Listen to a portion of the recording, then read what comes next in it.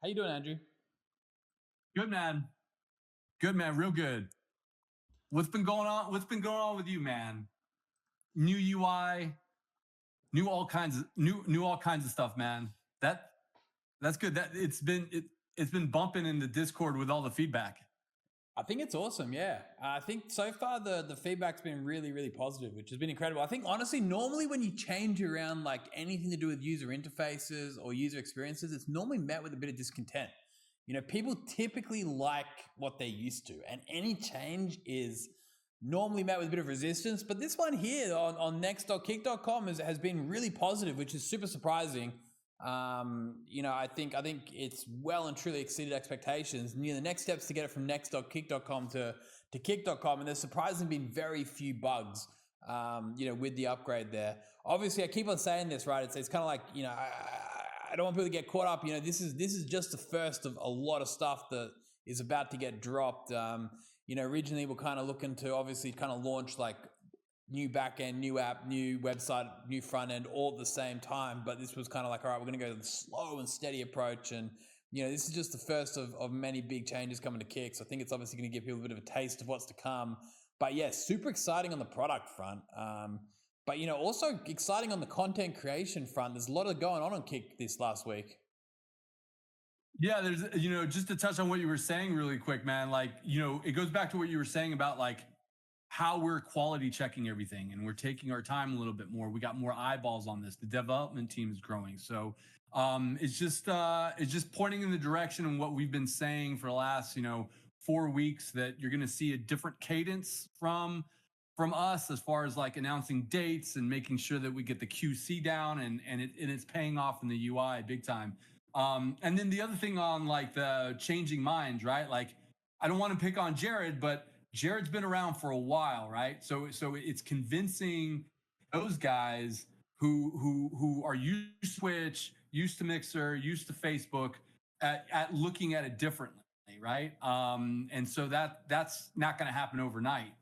But thankfully, we've had like the Netflixes and the Hulus of the world that have trained a totally different audience to get used to something like that. I think we have a really nice mesh of that. But as far as like the content side, man, like next week's episode is going to focus a little bit on the featured efforts that we're doing on the front page, which is going after creators who get organized with their content, who have a schedule, who have something in mind to produce, right? And us getting out of the way of that and just letting it happen. I don't know how many people saw Vitaly completely freak out on his production team because he just had too many producers around him, too many handlers, and he just freaks out and he was like, we're stripping this back down. It's just me and the camera and we're going after, right? And I say this a lot because I've been a producer in Hollywood.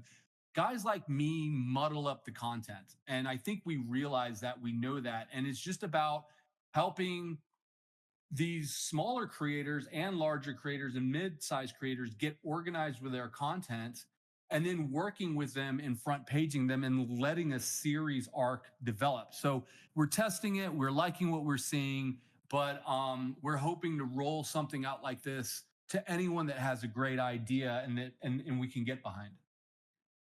Yeah, no, it's super exciting. I think it's a brand new take on kind of what the homepage, the feature is all about. I think, rather than kind of having this like, completely random 30 minutes just popping up and then you're not being prepared for it. It's like, hold on a second, let's make sure we, give people the preparation. That's awesome. I think it's great to see. And the Vitaly stuff was, I saw the clip of him kind of almost like firing everyone on the spot. Like, I think, at the end of the day, what makes live streaming so cool sometimes is like the rawness of it. Like, sometimes overproducing it kind of takes away from what makes live streaming feel like live streaming. The same way, when you add a full-blown setup to it, it feels like you're almost watching TV. You want live streaming to feel kind of like cozy. You want it to feel like it's like kind of homemade almost. I don't know. I definitely prefer that kind of more relaxed setup. And it's how I run my streams too. I see, I've had a few people always come to me like, yo, Eddie, get like a full studio set up and like fucking do this. And like, all these grand ideas for my live stream, which I've been doing now for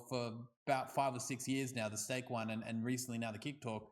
But I'm always like, nah, I love doing it from my home, just chilling out with my fucking $35 camera and my, I've recently got an upgraded microphone, to be fair, but it's kind of, it makes it feel more authentic. I think it's not always a bad thing to kind of just go with just a nice, simple production and just have a good chat. And, that's what live streaming is all about. Anyone can do it, right? That's the whole reason that live streaming is so cool. Like anyone can spin up their own channel, start live streaming, and, having that sort of rawness that everyone else is, has almost that is starting out. It's kind of pretty cool. But yeah, Andrew, we got 3 awesome guests lined up, right?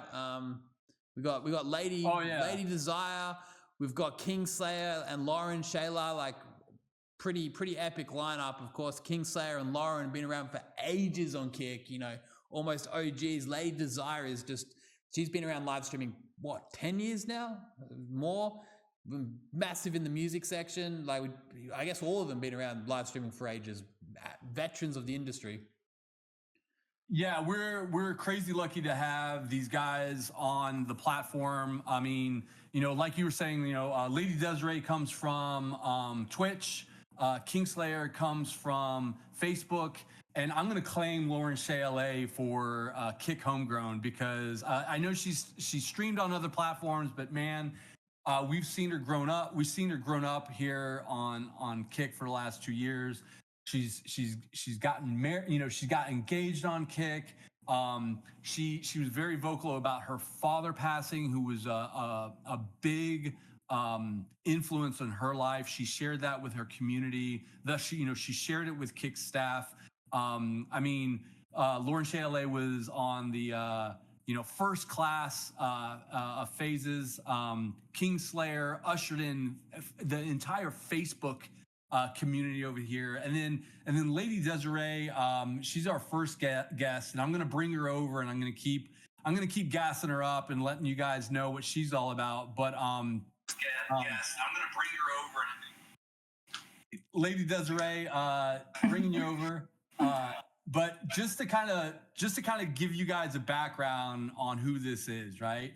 LadyDesiree, when she came up on Kick, she was another mile marker in the music scene. We were like, this person has a massive following. She is outspoken, musical, an amazing musician. Gonna drag her back over. There we go. LadyDesiree, how you doing? How's your tech? Hello. Hey. What's up? Hey, Good. But real quick, I'm not done with you real quick, all right? Okay. So you were on the first season of Uprise, Underground Uprise season 1, and you were paired with someone who when the pairing happened, I was like, this is going to be crazy interesting, right? But she absolutely killed that track with her composition, made a massive impression for Underground Uprise, and then influenced more musicians like Liz Vega, that violin chick, that people who play instruments, right, to come over to Kick and give it a shot. The other thing that I really like about LadyDesiree's story is that she came over because she found a lot more freedom on Kick. She found a lot more freedom on Kick to be herself. And the other thing is that mad respect for is that it's tough enough being a parent in a 2-parent household because everyone's got their opinions. But LadyDesiree is doing it as a single mom while making everyone chilled out with the piano. But the more that I get to know LadyDesiree, the more respect that we have for her because she's grinding, man. She's grinding, she's talented, and she's outspoken. And we just felt like we had to have her on to speak on the music side. And then not only that, just like get to know her because she's such a veteran in the space. So I'm going to kick it over to you, LadyDesiree, and then thank you. Let you guys chat it up. Thank you, Andrew. That's really nice. I appreciate it. So I started streaming. I kind of stumbled on streaming by accident. I actually was playing the game Destiny at the time and loved the music, and I made an arrangement of a piece and put it up on YouTube on the piano. And Marty O'Donnell, the composer, stumbled upon it, and it went viral within the Destiny community. And So that's kind of how I got my start. And someone was like, hey, you should start streaming the game Destiny on Twitch. And I honestly thought it was like super weird to have people watching you play games at the time. I had not had any experience. And then I started watching other streamers. I'm like, actually, this was really fun. And, you know, I'm an extrovert, so I feel like it was a really good outlet for my extroversion. And so I started streaming the game Destiny. And then about a year later, the creative side of things kind of kicked off on Twitch. And I was one of the first music streamers on Twitch. And I was on Twitch for a long time. I switched to Mixer and loved Mixer. I had a great experience there. Mixer, of course, shut down, went back to Twitch. And kind of went through like a really weird period last year where I got like canceled out of nowhere over absolutely nothing. So that was a really odd experience.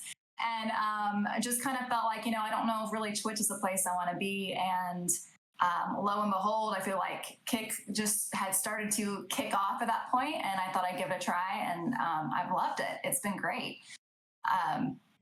I am like a big believer in free speech, and like oddly enough, like my streams are very relaxed. Like it's pretty much only music. I really don't ever really talk about politics or anything in my stream. And that's what was so weird. My cancellation, it wasn't on my stream either. Somebody just like dug through my Twitter stuff and like made a big fuss about something, and I basically lost my entire community within the Destiny community over it. It was pretty wild. I think it had that happen now, I don't think it would have happened that way. But last year was like people lost their minds. So anyway, it's been really good to be on Kick, and I do love that Kick doesn't seem to like really be political. Like I think that companies in general should stay out of politics, period.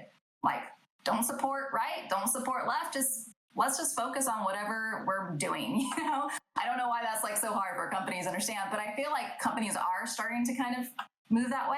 And I truly like love all people. I really do. And so I just like to have good conversations about things. And I like things to, I just like to have open conversations. And I felt like Twitch was not really a place for that. And so, yeah, that's sort of kind of what brought me over to Kick.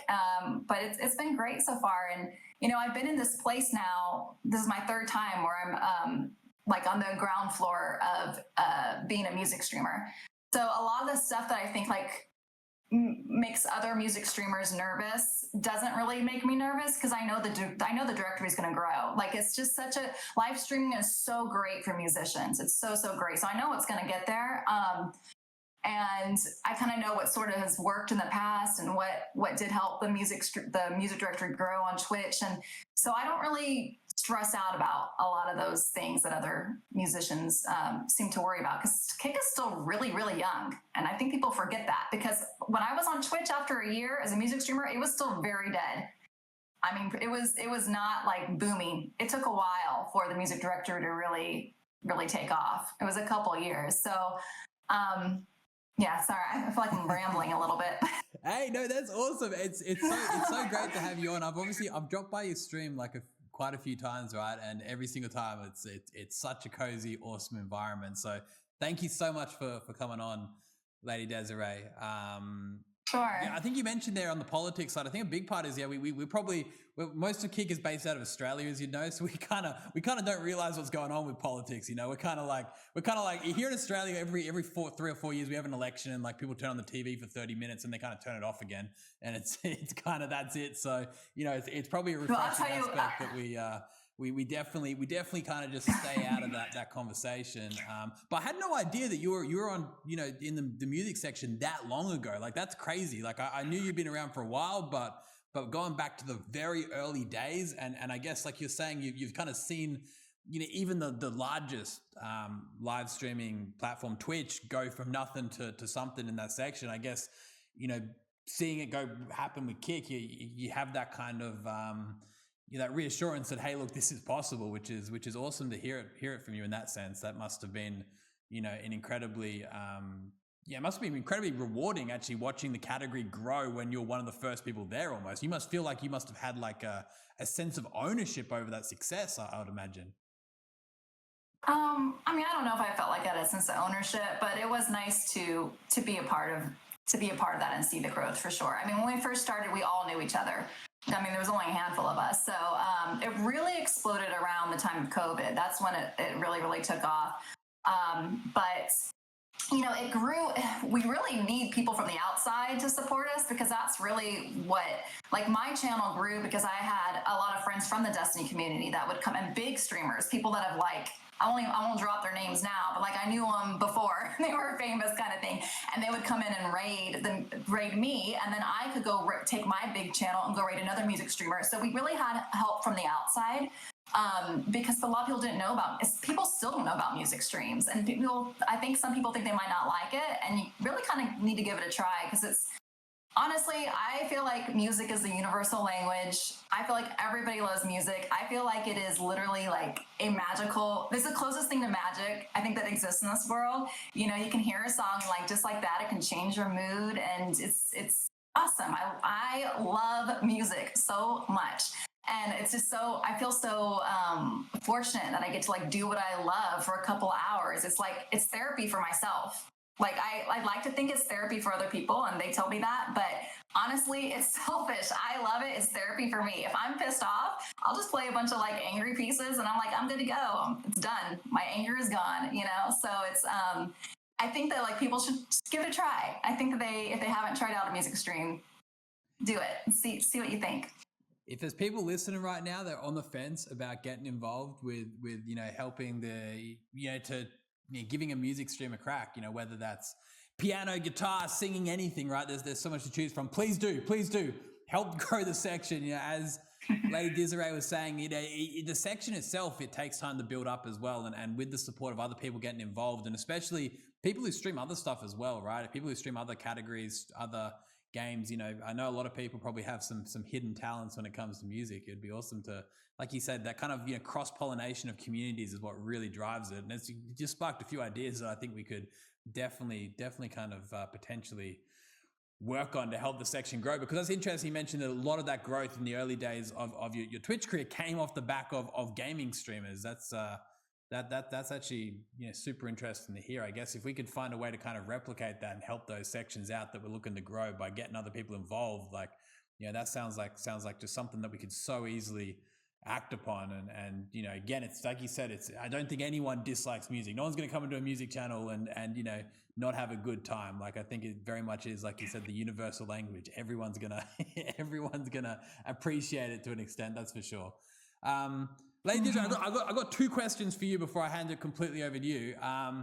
You know, sure. when it comes to your music, I know I've been by a few times, like I said. I don't think I've actually heard you specifically playing these, but I know that you play music to lots of games, right? What, Fallout, Final Fantasy, you mentioned obviously Destiny, Super Nintendo scores even. Like, out of all these, is there any personal favorite? Is there anything you personally would rate? I get asked that all the time. I mean, I have I think around 1,000 songs on my song list. So, I mean, it's very hard for me to narrow it down.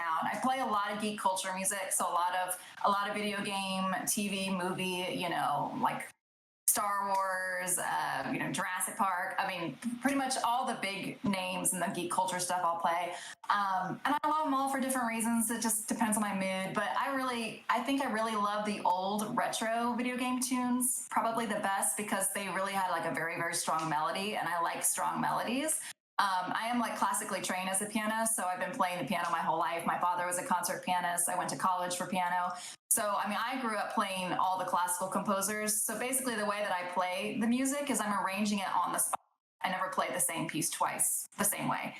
So I'm kind of just looking at the melody and the chords. I'm coming up with my own arrangements, and I play in a classical style. So I play in what's called a romantic era style. So it's like Chopin, Brahms, if you're familiar at all with those composers. So I kind of play they would be playing these pieces, and that era of music is has very, very strong melodies. So I'm really drawn to the old video game retro classics, because they had to have strong melodies. They couldn't, they didn't have the capabilities to have all of this full orchestration and all this stuff going on. So they had these really good hooks. So I really love all the old Mario, Zelda, early Final Fantasy. Those are probably my favorites. But I love a lot of the later stuff too. It just depends on my mood. And I play lots of like not just video game stuff too. I play like lots of just like songs, like anything from Metallica to Aerosmith to Bon Jovi to whatever, Boyz II Men. I play all kinds of stuff.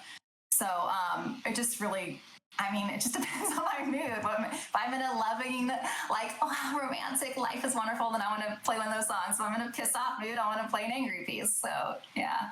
The enthusiasm you have is like super contagious. Like it almost wants me to just go figure out how to learn piano or an instrument. The way you explain that, I'm like, I got to get into this. I want a piece of that. You know? Should. It's awesome. It actually makes me so happy hearing how passionate you are about that. It's so cool. What's the chance we can get like a 10-second snippet of something your favorite right now? Are you not set up for that? The problem with Discord is that the sound quality is terrible. So even though I've got like my good mics, like I can go. Sorry, see.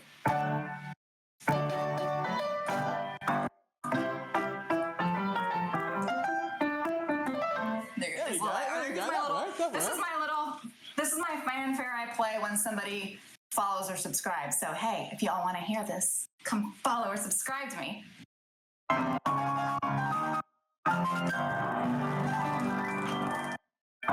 Wait, there we go. That's the hook there to follow LadyDesiree there. If you want to hear that again. To be fair, guys, a quick note there. Obviously, the Discord sound here is not the quality you're going to get live on the channel there.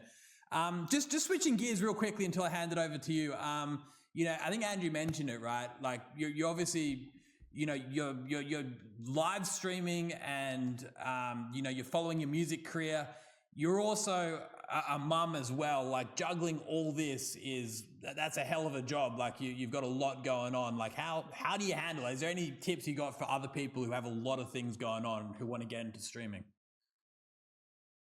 Probably my biggest tip is to ignore the people that give tips, honestly, because a lot of people give streaming advice that is really for people who are not in our situation at all, and it's not doable. It's not feasible at all. Thank goodness one of my superpowers in life is I'm extremely patient, and I think that's the only way you can do it as a parent and be a streamer. I will say, like, the last couple of years I've been engaged, and my fiance has been like a huge help. So I don't really feel like I really fit the single mom like place right now in my life. I do have that help, but for many years I didn't. And I was streaming when I started off. I was streaming late at night, like after my kids went to bed. I would stream from about like 9 to like 1 a.m. in the morning, and then I'd get up and get them all ready for school, and I taught piano lessons. That was my income, and it's still part of my income. I teach piano lessons and I compose too on the side.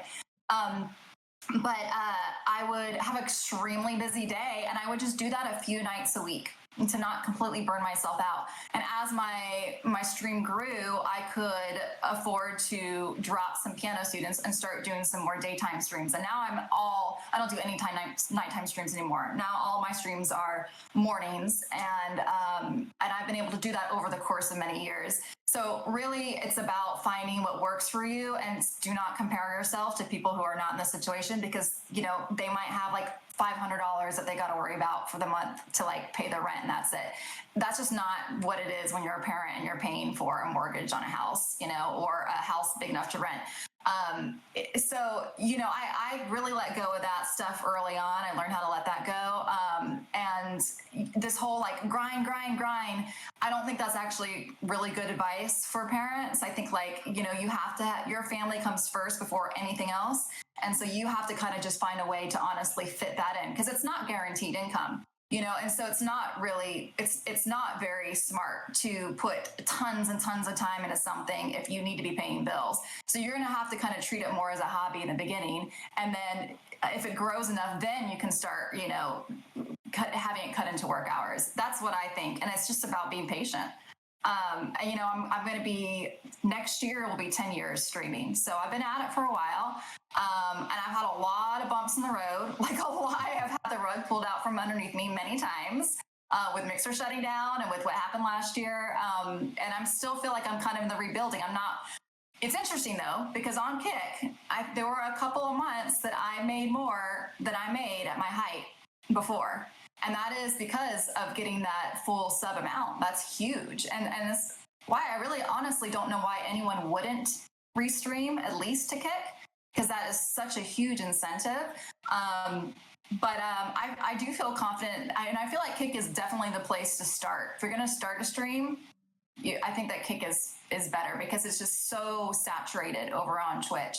And then, if you want to do restreaming and put, your hands in several buckets, I totally get that too. But it's just really about being patient is the number one thing. Yeah. Oh, I like which I know people don't want to hear, but it's the truth. Not about comparing yourself to others as well, right? I think I personally see that happening a lot. Like, I think it's very easy to kind of go, okay, this person's here, that person's there. Like, kind of almost like looking over at all the different lanes, kind of, it is very much kind of in the DNA of the industry or the sort of the sector to do that. But, obviously, like you mentioned, not everyone's situation is the same, right? Not everyone has the same responsibilities. Not everyone has the same amount of time they can dedicate.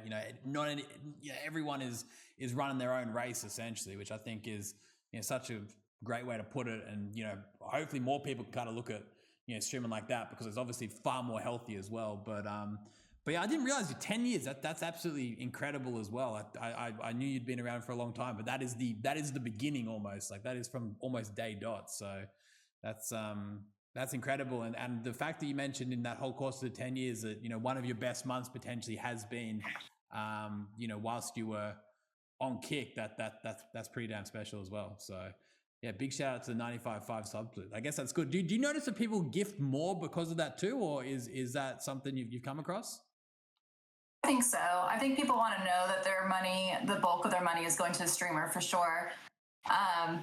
So yeah, and I think that it will be one of the things that will be super helpful for music streamers is when y'all do implement the kicks, because I know that's like for music streamers, it's getting the tipping culture on Twitch took a little while, but it got to a point where it's really great for music streamers. We're very lucky because someone requests a song and it's an instant opportunity for them to say, hey, thank you, here's it would be like 100 bits, or because sometimes a sub might be too much for them, but if you can drop a smaller amount, then that was really a great way for musicians to earn some income. So I think that's going to really help a lot when those are implemented on Kick, for sure, for the music streamers.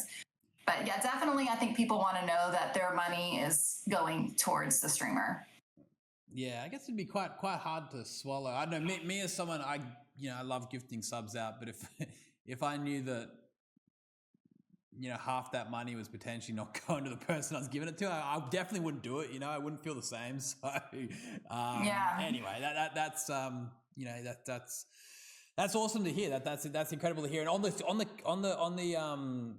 the Kick side of things, yeah, we kind of gave a bit of a sneak peek into the roadmap side of stuff. Like, we fully understand how important that is, not just for creators like yourself, but all creators. Having the opportunity to give $1 or 50 cents or even 10 cents, right? Just some way of interacting and saying, hey, thank you, that was awesome. Like, it adds up. And yeah, that's something we're pretty close to getting to. So it's going to be it's gonna get there, and hopefully gives you almost I think you've mentioned almost a record month. We got to get you that record month, hopefully on the back of some of those changes. It did give me. I gotta look back my records, but I think it did give me. I think I earned it more than one. I think it might have been 2 months where I earned more on Kick than I did on Twitch.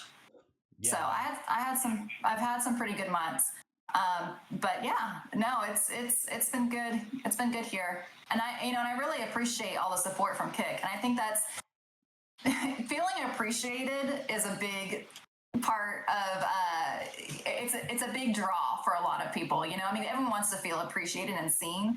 And, I feel like the music directory does get featured quite a lot, and I'm really grateful for that, because it, again, like on Twitch, it was not like that for, they started just to feature the musicians way after it had already blown up. It's like we could have used them in the beginning. It took us a long time to grow on there, and so I've appreciated the features when they've come, and be on here today. Hey, real quick, just to jump in, what I love about this conversation is crazy organic, and we've gotten a lot of information out of you for sure. But just to give you a heads up, we got about 3 minutes left. So if you got a burner, or you got a heater, or if you got something that you and your community want to know, I want to throw it out there before we bring in KINGSLAYER. Well, I mean, I've had some conversations with Andrew. He's been great. I would love for you to maybe talk about like where you see the music directory going in the future in regards to conventions and musicians playing. And I'm not going to bug y'all about API because I know you talked about it to death. But I will say again, like we musicians will be super happy because we do have a lot of things that we use for our song list. That of course it's just so much easier to have that. I've made it work in the meantime. It's not like a breaker for me, but I think it will be really, really helpful to draw in some of the Twitch music streamers that are really set on that, and they want to just kind of bring it over and have it be seamless. So. Yeah, in terms of the future of the music category first, we were talking a little bit with Dubs about this last week, right? I think, the way I perceive it, I know Andrew does, and I know a lot of the team sees this as well, is that, music and live streaming is just such an incredible match, right? And I think it hasn't been tapped into properly. Like I think live streaming previously, like gaming and live streaming has been, a lot of people have done incredible stuff and took that to new levels, but music is something that's been overlooked a little bit. This idea that you can, interact with the community in real time, like you said, like the song request aspect, it's just really, I think there's so much more potential and so many ideas that just haven't been executed yet, right? I think maybe that's on the back of a lack of support and a lack of a lack of people kind of understanding what's out there almost, and especially even from the platform. So when we were speaking to Dubs last week, we were saying like big thing way that we look at this music category is like we think there's going to be heaps of incredible ideas out there, whether it's whether it's the events like Dubs is running, or whatever that looks like in the future, like how we can get behind it and help streams to exist on Kick that have never existed elsewhere is kind of like what we're hoping for here. I think there seriously is, streams that have, we haven't even sort of scratched the surface of what could potentially come out of this category. And I think that's what will take it to the next level and hopefully make it go beyond the audience that exists on other live stream platforms and grow even further than that. That's kind of at least how we see it. And that's why we'll continue to, like you said, feature music streamers as much as possible, because we genuinely think that's a sector that can't just, at least sort of reach the heights that other platforms have. It can go even further, right? I think it's there's opportunity for so many people to get involved and for so much growth there. So that that's kind of a bit of how we look at the live music and the music sector in general here on Kick. In terms of API, in terms of giving you guys the support you need to make all that happen, that's fully happening. That's all under control. We're making progress on that front. We're going to get there. Well, there was one more question there as well. Sure. So she is so cute. Sorry, there was one more question you had in that one, LadyDesiree? Activations. Yeah. That's the one. Yeah. So even in regards to that, right, the DreamHack stuff, we had performances from Grim, Dubs, Amaze, right? Like, getting behind people in that front. I think we're just, again, scratching the surface on what we can do there, whether it's, KickCon at some point, what we can do there. Andrew, you probably have 100 ideas on how we can kind of take that to another level, right? Yeah, listen, we're already doing it, right? Amaze and Dubs performed at DreamHack Dallas. Grim performed at Melbourne. Grim performed at Dallas also. What it is goes back to what me and Eddie were talking about at the top of this, is we have to train the market. We have to train the market beyond gaming. We have to train the market beyond what made Justin TV great towards the end, right? When the reason why Justin TV started doing esports is because they kept getting hammered by the NFL and the NBA for restreaming sports. But then they found that they could just restream games and be completely cool. And the market has never looked back at IRL streaming, at music, at fitness, at cooking, at all the other ancillary categories. So we've been working with DreamHack and saying, look, music has a place. And we have pitched a music tent to DreamHack. All right. For anyone that was at Melbourne, there was a space. It was all cosplay. All right. Cosplay has infiltrated DreamHack and TwitchCon and BlizzCon and all the other places quite well, right? But we need to train these conventions, GCX, Loot Fest, all the other cons that I said, that music has a place too. So we pitched a 3-day event where we would rotate kick musicians throughout the entire festival. And I'm putting a lot of heat on DreamHack here by dropping this, all right? But I feel that strongly about the arts. And I think we can do the same thing for fitness. I think we can do the same thing for, hell, we got a lot of Ninja Warrior contestants on here. I think we can do the same thing for cooking. I think that we can do the same thing for guys like Metz Glass that make, glass design. I think we could have a giant tent over there that does Lego competitions, because we're seeing more people like that. My entire point is that I think music can spearhead and make conventions much more well-rounded than they are, than just these giant esports tournaments or these giant cosplay areas that you have, like, with BlizzCon or Comic-Con or, DragonCon. I think that there's got to be more place for the IRL sector. Yeah. I mean, I wholeheartedly agree, for sure. I hope so. I hope that works out. I've played at a lot of conventions and I love doing it. It's a great way to interact with people and draw them out to your channel. And I mean, like I said, I think everyone loves music. So I feel like you can't lose, honestly, with musicians. I think the way you put that, Andrew, that gets, I think that's, yeah. If we're able to kind of, obviously being a DreamHack here in Melbourne, there was a lot of different, sections dedicated to different sort of forms of, not just live streaming, but gaming in general and stuff, but trying to bring music into the fold there. It's happening slowly, but giving it far more attention, it's a no-brainer, right? I think it goes perfectly and helps sort of steer that industry in the right direction, as you kind of alluding to. That's, again, I think if we're able to kind of help steer that change, it'd be pretty awesome to see that. Hey, LadyDesiree, thank you for putting a spotlight on music. Thank you for putting a spotlight on the arts. Thanks so much for being here. If you ever need us or have any questions, you know where to find us. Just hit us up, and we're going to keep supporting the music section. Thanks so much for being here. And then, any parting words to Eddie or anything, throw it out there before we get Kingslayer. Yeah, thanks for having me. I appreciate it a lot. I appreciate being here. Just, for anyone that's listening, I know there's some crazy streams out there. So I'll say, go watch your crazy debauchery streams, and then you can come to a music stream and cleanse your soul, repent. Just kidding. But I think that if you want to if you want to feel centered and have some calm, there are a lot of really good streams, or hype. There's a lot of really good music streams that'll kind of hype you up too. So it's different, but try it out if you haven't tried it out. But thanks so much for having me, y'all. I appreciate it.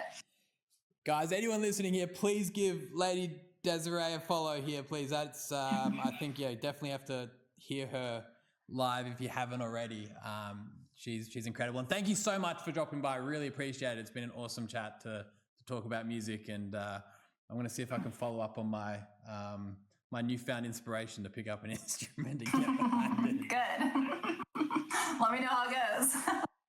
All right, have an awesome day. Bye, y'all. Thank you. See ya. Thanks so much. Man, she's awesome. Nice. I've watched her stream so many times, but speaking directly and that passion for music, holy hell, that's incredible. That's very, very articulate. And look, that's just one person in the music category. All these guys, Eddie, are that passionate about the kick music community. Anyone you talk to, even the guys who multi-stream, right? Like, the guys like the violin chick, people like the office drummer who swing by quite a bit. They see what kick is doing. and they get very interested. So we're seeing good signs out of the music category for sure. Yeah, no, the more we speak to people like Dubs, you know, the more we speak to people like Lady there, you know, only just, you know, reaffirms the fact we got work to do to make sure we deliver for them and you know, build that audience. And I tell you what, they deserve an audience, right? They deserve huge audiences. Like they're, you know, it's there's incredible talent, and with incredible talent comes you know, demand. So yeah, we got to keep pushing on that front. That's for sure. All right. With that said, I'm going to bring KINGSLAYER in while I introduce him, right? To keep it going. But that was an awesome conversation. Hey, KINGSLAYER, you there, man? Yo, can you guys hear me? Yeah. We got you. Excellent. Let me turn my camera on here. Perfect. Can you see me? Yeah. We got you, man. We got you, Awesome. man. Great to see you, man. Thanks for coming by. Real quick, I want to introduce you guys I want to introduce chat to the KINGSLAYER. All right. KINGSLAYER, a massive Facebook partner. He sniffed out Kick crazy early on. All right. And when this guy came on the scene, I'll never forget it, because look, just the throne behind him is just like a 16th of what he's bringing to the table, right? Highly interactive, high energy. He's the kind of streamer who's not afraid to break his character also, right? What you see is what you get, but at the same time, he knows how to show his chat a really, really good time, right? When he came on the scene, he was like no other streamer that we had on Kick. He was entertaining. He brought the showmanship. He brought a little bit of that WWF kind of vibe. He brought kind of that Vegas energy, right, to the streaming world. And the dude was playing Fortnite, right? And we immediately jumped in his chat. And we were like, where the hell did you come from? What is your story? Facebook partner, had a massive following over there, came over here, got a Kick deal, got a steak deal. And the guy really helped us out in bringing a lot of Facebook partners over to Kick, because at that time, Facebook partners were really, you know, faced with a decision. They're like, do I go to YouTube? Shit, do I even go to D Live? Do I go to Twitch? Or do I stick it out here on Facebook, right? And KINGSLAYER really helped us navigate and saying, look, this is the inside baseball that's happening over at Facebook. You know, this is my experience over at Twitch, or this was my experience over at D Live. And it really helped us like figure out how to talk to the Facebook partner, right? So with that said, like he pioneered a lot of the guys and girls to come over and just give Kick a shot. I remember slowly as the Facebook clan started figuring out what the Facebook algorithm was doing, and started but this guy KINGSLAYER figured all that out before anybody else, and made moves for his community in the right direction. So I'm going to kick it over to KINGSLAYER. If I missed anything, please let me know, but we have mad respect for you over here, man. Hey, I appreciate that. And I appreciate the pretty hype intro there. I guess I'll just kind of start with my story. You kind of tell you guys kind of how I got into it. I'll give you the short version. So I'm at my corporate job. I went to school, got my master's in business administration management. This is right around the time, I'm probably about 27, 28. I'm 35. I'm an old dog in a young dog's game still, 6 years in now. But I'm working my corporate job, and I'm watching these streamers, and I've watched streams for a very long time. And specifically, Ninja was, you know, he's doing his Fortnite thing. He had his big uprise, right, with Fortnite and playing with celebrities and all that other stuff. And I'm sitting there watching at my corporate job, and I'm, you know, doing Excel sheets and doing all this other stuff. And I'm like, man, this shit sucks. Like, I went to school for, you know, 5-6 years to do all this stuff. I'm like, I do not want to do this for the rest of my life. And I actually ended up getting, believe it or not, fired from that job, right? And that kind of gave me the fire to go out and actually pursue streaming. So I started going live on Facebook. 2-3 weeks in, I really started to take off. And I kind of penetrated the market more so because, you know, Facebook has an algorithm that'll help you grow. So you're thinking like, well, dude, who wants to watch, at that point, a 28-year-old dad play Fortnite? Nobody does. So I went to Party City and got this little thing right here. It's a $7 piece of plastic and some makeup is what the trolls call it, but I call it war paint. Painted my face, kind of, I grew up playing RuneScape. I grew up watching wrestling, The Rock, Stone Cold, and I was pretty good at Fortnite. So I was like, how do I incorporate all these different elements to really stand out? So I went live on Facebook. 3 weeks in, things started to pop. Before you know it, they're having their corporate team reach out. I get a partnership, and then the rest is kind of history at that point. So flash forward about a year ago, kind of saw the writing on the wall with Facebook. We did a lot of cool things over there. We did charity streams. We raised 100,000 plus for St. Jude's. 80K of that was in 20 hours. We've broken sub goals, star goals, everything over there. And I don't say that to brag, maybe a little bit of tooting my own horn there. But, at 5 years, I basically done everything I've ever thought I could do in the industry, over there on Facebook. I've hit record numbers, was kind of their face. I'd probably argue probably one of their top 3 streamers there for probably about 3 years, really, of the 5 years that I was there. And my man Audio Freak, I gotta give him a big shout out, because he's a big reason too, is for me to even be here on Kick. Is I was looking at everything. I'm like, maybe I'm just kind of outgrowing streaming, and I've done everything. The passion for KINGSLAYER and the war paint and getting on the mic and talking my shit and doing all that stuff is gone. And he's like, dude, no. He's like, you just gotta you need to go do new horizons, get into a new environment. So he's like, give Kick a shot. I was like, all right. And then I came over here. You guys showed mad love since day one, and just been able to be myself, or continue to be myself, and kind of just find this new passion for streaming that I thought had died a year ago. So here now, and I'm glad to be here, because I really thought I was just going to throw the towel in last year and go do other things. So it's cool to still do what I love to do this late into the game, because I really didn't think I'd still be here, 6 years later. So. Hey, that's awesome, man. I didn't realize that.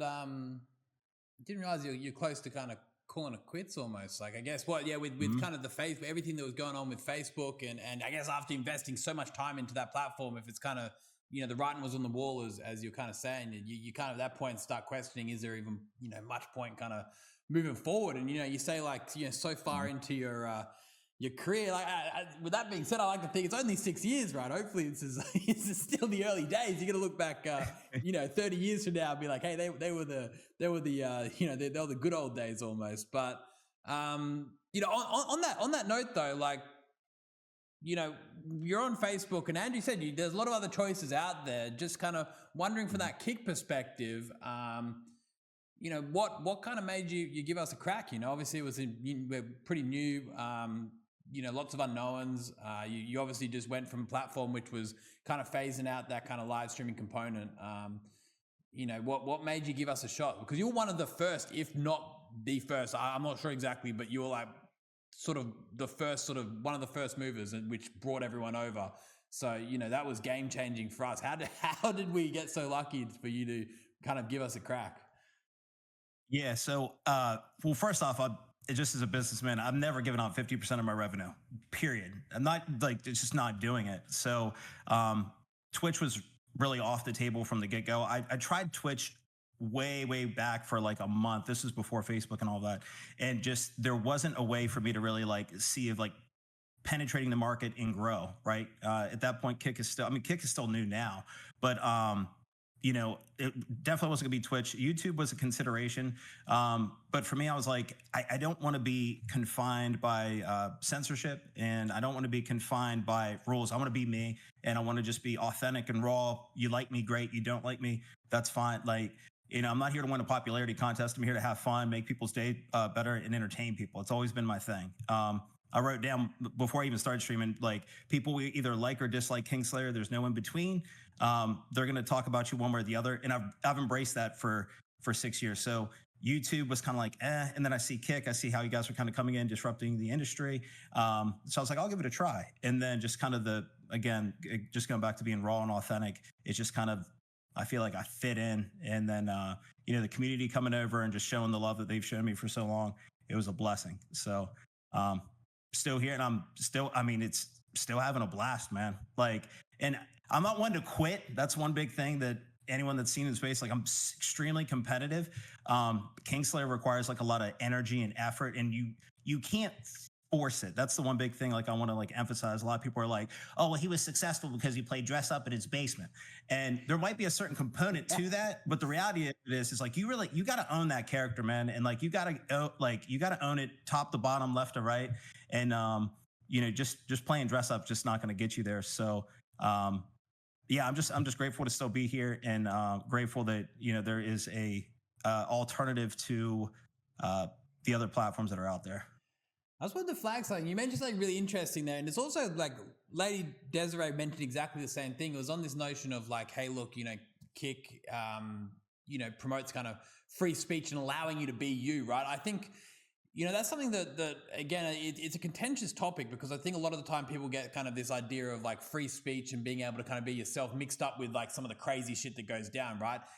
That's not what it's about, right? It's the idea that you can kind of like say what you want to say without having to watch every single word you say, like kind of stepping on eggshells sort of situation. I think it's the perfect sort of balance that we want to strike here as a platform. It's not obviously letting people run wild and do whatever the fuck they want to the extent that the place becomes a dumpster fire. It's just allowing people to be themselves, right? And not saying, hey, look, because you stream on this platform, you can and can't say a whole range of things and you have to fit this certain guidelines that we set. It's like, we don't really care as long as you're not, doing stuff illegal and using free speech as a shield for, say, like hate speech and stuff like that, then hey, look, be yourself and go wild. And I think that's kind of exactly where we want to land on that scale. So, I'm really glad that people like yourself kind of recognize that and subsequently can make the best content possible, because, you again feel like you're kind of able to sit back and almost relax and again, just be your authentic self, because when you're authentic, when you're yourself, you're going to be the best version of entertainment, and again, I just want to flag that because it was really interesting coming from yourself and Lady Desiree, like, kind of people that people wouldn't almost like sort of be like, hey, look, these guys are like, risky or brand risk streamers, because you guys aren't, but at the same time, you recognize the upside that comes with, not having that kind of, people breathing down your neck almost, saying like, you kind of can't do that. But sorry, one more question from my side before I hand it over completely to you. The streaming stuff, like as you mentioned, like you got into it when Ninja was kind of Fortnite was blowing up. It's like it's hell competitive, right? Like it's really competitive. Yeah. Everyone knows that. You mentioned the crown was one of the ways you helped sort of distinguish yourself. Like, do you have any other tips on how you can sort of make it in the space, how you can differentiate yourself? You've obviously done that, but I know a lot of other people are trying to do the same thing. They're trying to get into streaming and they're feeling that level of saturation. Like, is there any tips you have? Because you've definitely done a good job at that.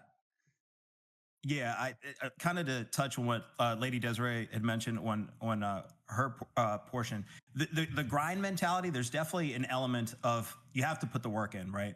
But going live 12 to 16 hours a day and thinking that is what is going to get you there, working hard is a prerequisite. This isn't like a differentiator anymore. Dressing up or doing all this other, it's not a differentiator. I kind of come from a different element of like, how do I take who I am and magnify that, right? Because everyone has their own story.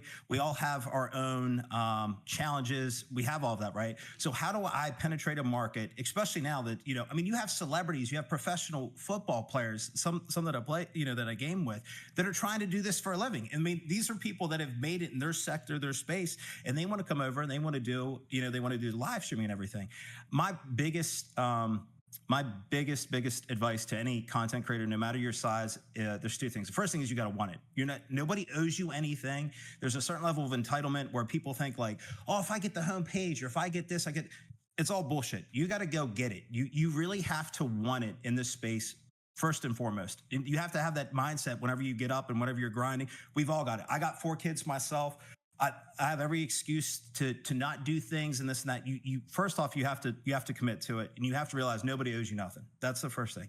The second thing is really focus on your short form content and really kind of, again, amplifying what you're doing in the space. So you could be the greatest Fortnite player, you could be the greatest Warzone player or the greatest musician or whatever. But if you're not getting eyes on your content, you're just going live 12, 16 hours, nobody knows who you are. So you have to tap into these algorithms, and you have to tap into these platforms as a kind of a holistic or just a overall approach, not just doing one thing. So my biggest advice would be to put into short form content and then supplement it with the live stream. So it's like, oh, who's this crazy motherfucker that's on, Facebook or YouTube? He's got a crown, all this stuff. Oh, he's live streaming right now on click. And then they kind of get a little bit more. So you kind of take them almost as like a funnel. You're kind of taking them from that higher level of the funnel down to get more of like, oh, this is who KingSlayer is. This is who Joe is. Not only as a content creator, but as a person. And that builds into the whole community building. Your viewership goes up, et cetera, et cetera. Yeah, and I think, recently as well, the power of that is incredible, right? I think, short form content is getting more and more popular. I guess it really is about kind of sometimes thinking of your channel as a small business, right? You can't just, have incredible products. You gotta, make sure the world knows about it as well. You gotta kind of almost treat it as an aspect of marketing for the channel. And it's quite easy to do that, right? I think some people get caught up with, hey, look, that's going to be super complicated to get that extra sort of short form or, even videos or, other variations of content out there to kind of make your name and get those extra eyeballs. But from your experience, it's quite achievable, right? It's not exactly, you've already got the content, you've got the raw clips there. You just need to obviously take them, curate them and get them uploaded in the right places with the right sort of approach to how you ensure that, audience is reached. Yeah, I mean, and just to take it a step further, and I don't want to sit here and preach, but like you can do it. I mean, I've one of the other successful Facebook streamers that's that I helped get partnered and all that stuff. He was actually a friend of my brother-in-law. Reached out. Like if you put the effort in, but he put the work in, and that's what I've seen. I've seen a lot of different people be successful in this space, but the kind of that to take it to that next level is like they have that. You really got to flip the switch in your mind that like nobody owes you anything, and you just got to work harder. Because I see it all the time. LadyDesiree mentioned it as well. You have critics without credentials. People want to give you advice on what to do and this and that. Whenever I remember I told my parents, I was like, oh yeah, I'm going to play video games for a living full time. My dad's like, you went to school, you did all this. And I'm like, and he's a business guy and all that stuff too. But I'm out here trying to hit home runs. He's not hitting a single. So like, you really have to want it. You really, really, really have to ask people in the space that have done it how to do it. I see a lot of people, especially on Twitter, that they give all this advice on how to stream or how to create content, and it's like, but you're not doing it. And I get everybody has an opinion and everybody wants to weigh in, but if you really want to find success in this industry, you have to talk with people that have done it, and they've done it 3 different times, 4 different times. So yeah, I mean that would be my best advice, is to ignore the naysayers, the critics, and just go get it. Oh yeah, nah, I love that. I guess it's a steep sort of curve almost between sort of that starting phase towards when you sort of pick up traction, and again, it's just about that getting past those beginnings and sort of initially making a name for yourself. Using your what was it? Your cousin, was it, or? It was a friend of my brother-in-law. A friend of your brother-in-law, as an example, Yeah. right? As long as you keep grinding for that beginning bit, and you've got the right formula there, ultimately it'll work out if you got the right, the right approach, the right mentality for it. But that's awesome to hear. I take what it's all been very worth it in the end. Yep. Hey, KingSlayer, real quick, man. Just 6 more minutes if you got any heaters for us, right? Yeah, I got 2 for you, and I'm sure you've probably heard this before, but I'm gonna shoot this one over towards you, Eddie. So obviously, Microsoft, Mixer, Facebook Gaming, right? They both, diluted. They weren't successful. They whatever the reason was that they got out of the space. What's going to separate Kick from going down that same path a year from now, 2 years from now, 3 years from now? Yeah, I guess that's the thing we get compared with the most, right? Is with Mixer, and the moment we launch Kick, everyone's like, oh, it's going to be Mixer V2 and all that kind of stuff. First and foremost, I think the difference here is that we've gone into live streaming and we've attacked it from the top level up, right? The whole company is Microsoft went into live streaming. They're like, all right, we want to attack that market. They put a CEO in place who probably was 3 layers below the actual CEO of Microsoft, and they weren't able to really do much, right? And suddenly they didn't see the results they wanted and they gave up. Understanding the live streaming industry, it's difficult. They got to understand this is literally this is not going to be an overnight success. We're not going to get the results we want. This is, I call this internally, it's like a war of attrition. Like, we just need to keep on going. Like, we just need to keep on grinding. We just need to keep on pushing, no different to what you're talking about as a live streaming career. As a platform, we got to do the same thing. We just got to remain consistent. We just got to remain on the right path. We just have to continue to put in the hard yards and push forward. And I think sometimes if you don't understand, how competitive the space is, how it truly operates, it's very easy to sit back, whether it's the board of directors of Microsoft or the board of directors of Meta, and go, you know what, this isn't worth the money anymore. But the difference is we aren't like that. We aren't like Microsoft. We aren't like Facebook or Meta. We're a company that loves live streaming. I've grown up watching live streams my whole entire life. We understand this industry, and our expectations are in line with what we understand about this industry. And we know that it's not going to be an overnight success. We're not going to dominate the market. We're not going to hit profitability within, 2 to 3 years. We're not going to have any of these expectations that are then going to lead to people being upset and saying, hey, look, we're going to pull the plug on this. So we're going in understanding what we're getting ourselves into. So we know this is a long burn. And again, it also comes down to the pure passion behind it. No different the passion you have for going live and creating content. We as a platform have passion for, ensuring people like yourselves go live. The same reason I love, talking with you guys, going around channels, gifting subs, watching channels. Like, this isn't just a business.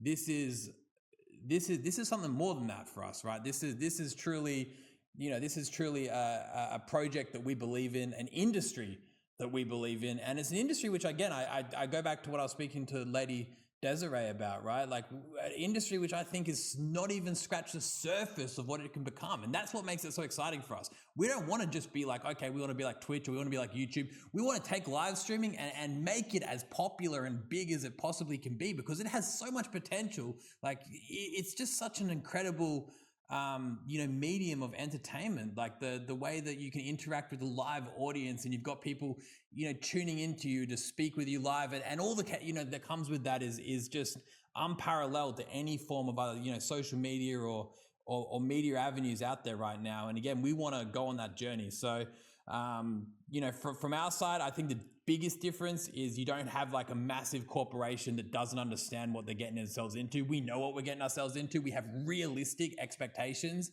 and we're here to, support and get to know you guys and see it through. And I'll tell you what, the more, we realize how much people rely on us and the work that we're putting in here, the more we realize that this is something, we want to, see through and see you guys succeed on, right? Like, this is almost like we owe it to people like yourselves to prove, all the people out there like, oh, this is Mixer V2, or this is going to be like, some other platform or whatever, prove them wrong, right? So, again, don't blame anyone for thinking that, it's the right reservations that you should have. But I'll tell you right now, it's not even, that's not even something contemplated whatsoever by us as a company at this point in time. We're here for the long run. Yeah, and I love hearing that, because they told me I wouldn't last 6 days. I remember, I actually have a message. I'll send it to you, Andrew, once this is done. I have it framed in my office. This guy, he's like, you're not going to last. He's like, you won't last 6 days in this space. So I always go back. I'm like, now I'm on my, 6 years in this space. So, the tenacity of, just being competitive. And one of the things that I really, really, really like is the fact that you're actually, billionaire CEO, you have all the credentials, right? But you're on the ground floor. I see you in other people's streams. You're showing the love. You get on the TikTok. You don't have to do any of this stuff, right? The fact that you and you have staff like Andrew that's out there that's actively getting involved in the conversation is, for me, this late, I'm starting to get excited. Like, I'm getting excited to be in the space again, because you can do all the face talk that you want, but you guys are actually out there practicing what you preach and leading by example. And that for me is a big win, because I see it, and I see you actively. It's not just this face speak. So, I'm excited. I'm glad to be a part of the journey. And I appreciate everything you guys have done for me and the other creators. Awesome. No, I think, again, a lot that goes on. We're not looking to turn into a PR. Like, when we're coming to at least speaking for myself there, when I'm coming to live streams, it's because I genuinely enjoy, dropping in, hearing what people have to say. a lot of the best feedback we've received has been just directly from live streamers while sort of, hanging back and having chats, whether it's myself or other staff and whatnot. It's about actually engaging the platform and looking at the platform as for exactly what it is. It's it just is a really big community, right? It's not just a business. It's a living platform that has real-time feedback, and something that we're able to tap into. So the fact that other platforms don't tap into it in that way is just like such a missed opportunity. Sometimes I like to think like, you've got this access to your audience, to your customer right there on your doorstep. All you need to do is click a button and start typing, and you're kind of off and running and getting that kind of real-time pulse check. But yeah, that's, again, maybe it's just a symptom of the fact that we actually just love the space, love the entertainment, love people like yourselves who make great content and just want to be a part of it as much as possible. And, being on the front lines, being in the trenches of what is, I guess the business itself, helps you, understand exactly what you're in for, whether it's the challenges or what needs to be done. It's, it's the best way to go about it. It's the same way that at least myself and a lot of the people behind Kick and the business that runs it, it's how we look at things. It's not about, stepping back and running a company from, a boardroom and all that kind of stuff. We're big believers in you have to get your hands dirty and be a part of everything. It's not, it's just how we do stuff.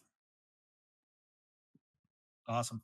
Yeah, I'm excited. I'm excited to see, where everything's at 2 or 3 years from now. The numbers don't lie. It's, Kick is continuing to up and up and up. So I know a lot of people out there, they chirp and, oh, Kick's not going to last. I'm like, dude, do your research. The data's out there. You got to dig a little bit, put a little bit of time and you'll see that Kick's out here thriving. Yeah, no, the numbers are there. I think, I think the English market, we've slowed down a little bit the last 6 to 12 months. We went for some other markets. So I think, whilst some English streamers might be like, oh, it hasn't grown heaps, but that's because we've literally just taken, other continents sort of simultaneously, because we realize that we can't just be English only. So, we're going to come back towards that rapid growth stage for English speaking markets soon. I kind of call this the second wave is about to come soon in that front for the English market at least. But, yeah, the numbers are out there and it's looking good. It's looking healthy. It's looking very healthy. So, the results we're seeing are exactly where we want to be. And it's, again, only on the back of people like yourself coming over. If, as Andrew said, you being one of the first people from Facebook, if you didn't come over, I can imagine there may be 50 or 100 less streamers on the platform right now. We don't know. And then subsequently, because those guys didn't come, the trickle down effect of just having, individuals make that one decision is crazy. That's just how social media works. This is how social platforms work. All it takes is kind of one domino to sort of fall, and before you know it, the trend starts picking up, and that's enough to sort of get you to the finish line, hopefully. So again, it's only on the back of people like yourself trusting Kick, trusting myself, trusting Andrew, trusting the staff here at Kick that we're going to do right by you guys. So again, those numbers are only a result of the faith that you guys put in, and we appreciate that every day. Yeah, thank you. Just real quick, because I know we're running over on time as well too. The last thing I want to leave, like smaller creators and everything else, is don't get too high on your highs and too low on your lows. Through my years, I've fluctuated from 15,000 CCV, averaging 3,000 CCV, to averaging 500. You really get locked in. You're going to have the summertime where people are out, they're spending time with their kids, they're not watching streams as much. Post COVID, I know a lot of streamers started freaking out. You kind of got to figure out a way to adapt with what is going on outside of the streaming world. And then alongside of that too is, just consistency is key. Don't get too high on your highs, too low on your lows, and get out there and get it. So I appreciate you guys having me again. Eddie, Andrew, appreciate you guys' time, and chat, all the kind words. I'm sure there's some trolls in chat. Fuck you guys. But hey, I appreciate you guys having me. And thanks again for everything you guys do. Hey man, really appreciate you coming on. Thank you very much again for choosing Kick, for being with us. We, again, the pleasure's ours. So you have an incredible day. Thank you, man. You too. Appreciate it. Thanks, guys. Thank you. That's awesome. Kingsley, I've been watching since he came over, and again, it's just it's still the best thing I love about these Kick talks is we got these creators, right, who we know so well as like these people on Twitter or Discord or live streaming it and being in the chat, but having the opportunity to speak directly to them is awesome. This just makes me more and more fired up that we need to get like the KickCon going ASAP. You have Andrew, you're always at DreamHack, right? And you're meeting people face to face. I can imagine that's just on another level, right? But even just having like a 15, 20-minute conversation with these people that you've spent like, sometimes hours watching, it's completely puts them in a different perspective. It's incredible. But they care, Eddie. That's the big thing. In this market where you have a lot of options, right? They care. I think that's the biggest takeaway in all this, that they come into the stream, they chat it up, or they walk up to you at a convention, or they drop a tweet or whatever else. Like whether the comment is bad or good, or they're trying to get to the bottom of something, the fact that they're engaged and they care is the biggest thing that I always take away. Even when I get chewed out, right? When I get chewed out live in person, like I still look at it, I'm like, holy shit, like you care about the platform. That's why you're here. So yeah, man, it's an amazing feeling. Eddie, when we do a KickCon and when you roll in there, man, it's going to be bonkers. It's going to be so much fun. I can't wait for it. And yeah, it's just, there was so much momentum just in the first 6 months of Kick. Even now, that momentum just keeps building. The number 2 question I always get at DreamHack is, when's KickCon coming around? And I'm kind of, we're learning what our version of a con might be. But hey man, I want to keep it moving for you. We got LaurensHayla coming in, who is another person who's equally as passionate as KINGSLAYER and LadyDesiree. I'm gonna drag her in here while we profile real quick. Oh shoot. LaurensHayla, oh shoot, did I catch you by surprise? Oh Lord Jesus, hold on, I'm in the wrong place. Hold on. I'm coming. We got you. It's all right. I can give an overview while you're getting set up. No sweat. I'm good. Hold on. No, I'm good. Just give me 1 second though to get y'all like this on my screen. It ain't a stream if you ain't got some difficulties with the Discord, baby. Okay, turn on this camera, hop on. Can y'all see us, sister? We got Boom. you. We got you. There we go. There I am. Hell yeah. Really excited to have you on. I'm gonna nip this in the bud real quick. Lauren, you were supposed to be on a lot sooner than you were. We ain't got to. This is my bad. This is my bad. I got hit hard with some stuff, and everything just got lost in a shuffle. And then as soon as I saw you speaking about it, I was like, damn it. And then, full transparency, I had to hit up like 3 other people and say, hey, I dropped the ball on you. Here's the deal. So first and foremost, I want to address that. The second thing is, no sweat. The second thing is LaurensShay, you have come a long way. All right. From the time that we saw you, listen, you might have had like at the top 100 profiles on Kick when it was starting out. First class creator, coming in, very outspoken about the direction of Kick in those early Discords. You plowed through the pool section, you plowed through the just chatting section. But here's the other thing that I love is that on your rise over here, like you never stopped looking back at your community. You never stopped looking back at your mods. You never stopped looking back at some of the creators that you were influencing, right? The other thing that you've done really well that I want to call out here that a whole lot of people might not know is you took a lot of heat from trolls, and you helped us navigate. You helped us combat. You helped us get to the bottom of some crazy things.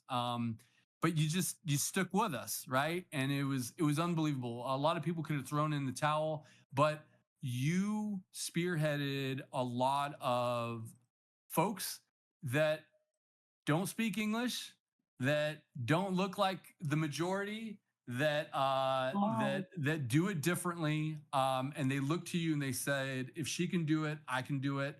And I got mad respect for that. My entire heritage is Latino. I got a big soft spot for that, and I get it. So I want to speak real about what you've done, and how far that you've helped Kick come. But then the other thing that you've done is that you kept it positive and you've kept it as a streamer. I've You get tried. what I'm saying? You're Thank you. like, you recognize all that other stuff, but you're like, this is my world as a streamer. Nothing's handed to me, and I'm gonna go out and get mine. And you put it on your own back, right? At no point have you really ever looked at me and said, what is Kick not doing for me? What you've done is you said, I'm gonna go out there with my fishing pole and I'm gonna go catch the biggest fish that I can get.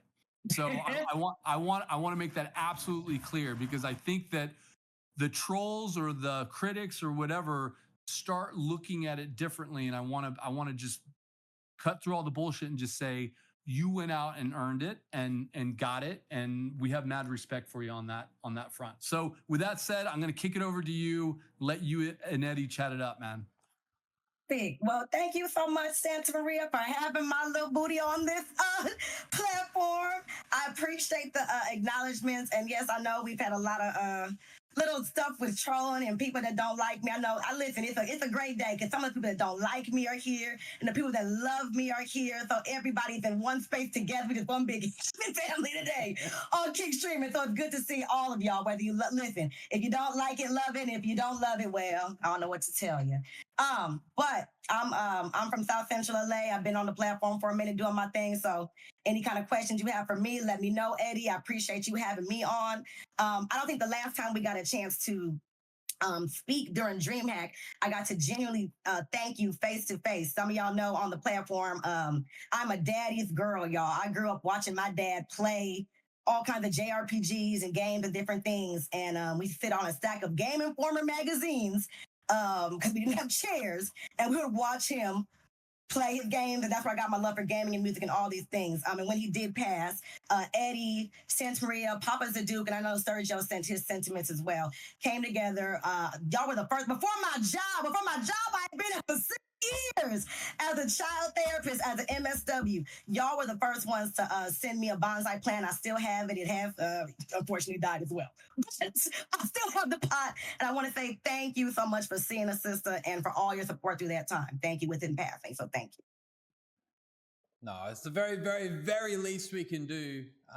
You know, I think, yeah, someone like yourself, you know, you've been with us since almost, I'd like to say the very beginning, right? Very, very close to the very beginning. And that's kind of my first question for you is kind of like, you know, coming to Kick in the early days, like it was different, right? It was different. There wasn't much going on. It was kind of empty. That you saw something, right? You know, this is before we even had the likes of the Facebook crew come over. This was before we had the likes of, you know, all the big names moving over from Twitch. It was a pretty small platform. You know, there was maybe like, we're lucky to have kind of 500 to 1,000 people watching across everything, right?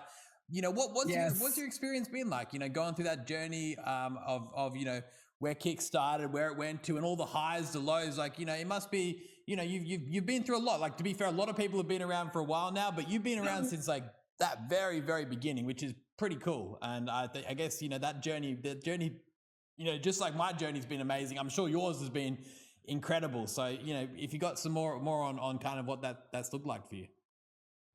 Absolutely. Well, Eddie, I do want to say it's not just my journey, it's our journey. And I think that that's one sentiment that I've tried to share with all of us from the beginning, is that you're learning this too, Eddie. You learning this too, Santa Maria. We, as the OGs on the platform, who was live, I was in just chatting sometimes with just 5 other people, like Lily Stella, Denny Ace, and maybe like 3 other people, some who won't be named by me. Because you know what time it is. But it was just a few of us, y'all. And it would be like maybe like 10 people over here. We're all watching each other and pulling up. Like Las is in the chat. He's another OG on the platform. So I feel like we're all figuring this thing out together.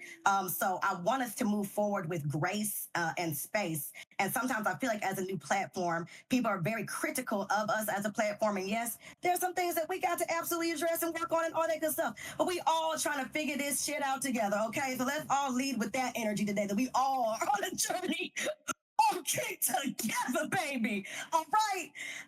That being said, I've been in the content creation space. I want to say since I was very young. I had a little show on YouTube. I would never show it to y'all. If y'all find it, I'll kill you. It was with my little stuffed animals, and I would make them talk to each other. They had episodes. I'm not gonna say the name of the show because y'all will find it weird for that. But I also used to pretend to do radio shows when I had my first PC. I think I was 12 years old, and we had this little booth ass microphone. And you could come back, I'm Lauren Shay, I play a song, or Lauren, whatever, put my song on, and then I pretend to do commercials. Like, today we're sponsored by Oreos. And that's all. I've always had a desire to be in this space, to do like radio and talk. And shout out to Extremely Cole, who is doing radio and killing her thing. You know, she's the OG as well, who's been killing this whole game. Kick Partner First Class, you know what time it is. But I had not been in the stream. I tried YouTube, did a little TikTok, did a little Instagram. I tried to do my big one. But it wasn't until I got on Twitch first. I got on Twitch October 2022. Your girl was trying to find people to just play Yu-Gi-Oh with.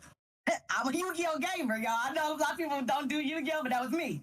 So I was feeling depressed. I've been working as a child therapist, for y'all that don't know, that I am a master's in social work recipient. I've been working in the field of child therapy for 10 years until as of late. But either way, I was depressed. I was down. It's hard working with kids that want to, that are suicidal, that are often having thoughts of self-harm. It's hard and it weighs on you. So streaming was my escape. It was just to have something that made me happy. I didn't know that you could even become an affiliate on Twitch at the time. I was like, oh shit, people making money on this thing. let me lock it in, because you know social workers ain't making no damn money. So I was like, let me try to do my big one and see what I could do with it. So I started off on Twitch, y'all, late 2022. Apparently, you cannot say titties for biddies. I did not know that. And I was around some people. I would shimmy, people would give me biddies. I'd be like, hey, titties for biddies. I did not know that was not okay. So they definitely banned me back early January of last year. And I said, and I was like, okay, well, I guess we're taking a break from the streaming thing. So I tried my little 2 minutes on, what's that one little Bigo Live? Won't even mention it. Forget Bigo Live. That was nothing. But somebody told me, a big shout out to Swamp Fight Princess, who's one of the first people to tell me, like around January 13th, was like, listen, they don't have subs enabled yet, but there's this platform coming up called Kick Streaming. It's small, they're growing, you allowed to do gambling, it's more free, and they might be doing a 95-5 split when they do subscription options. So I'm blessed that I was literally the first Black woman. I know some of y'all hate that I mentioned, but I am her. I am the first Black woman on the platform to become an affiliate, then to be verified, and then to be partnered with my girl Extremely Cole. It's just the truth. If you don't like it, baby, love it, because we are Black history out here in these streets.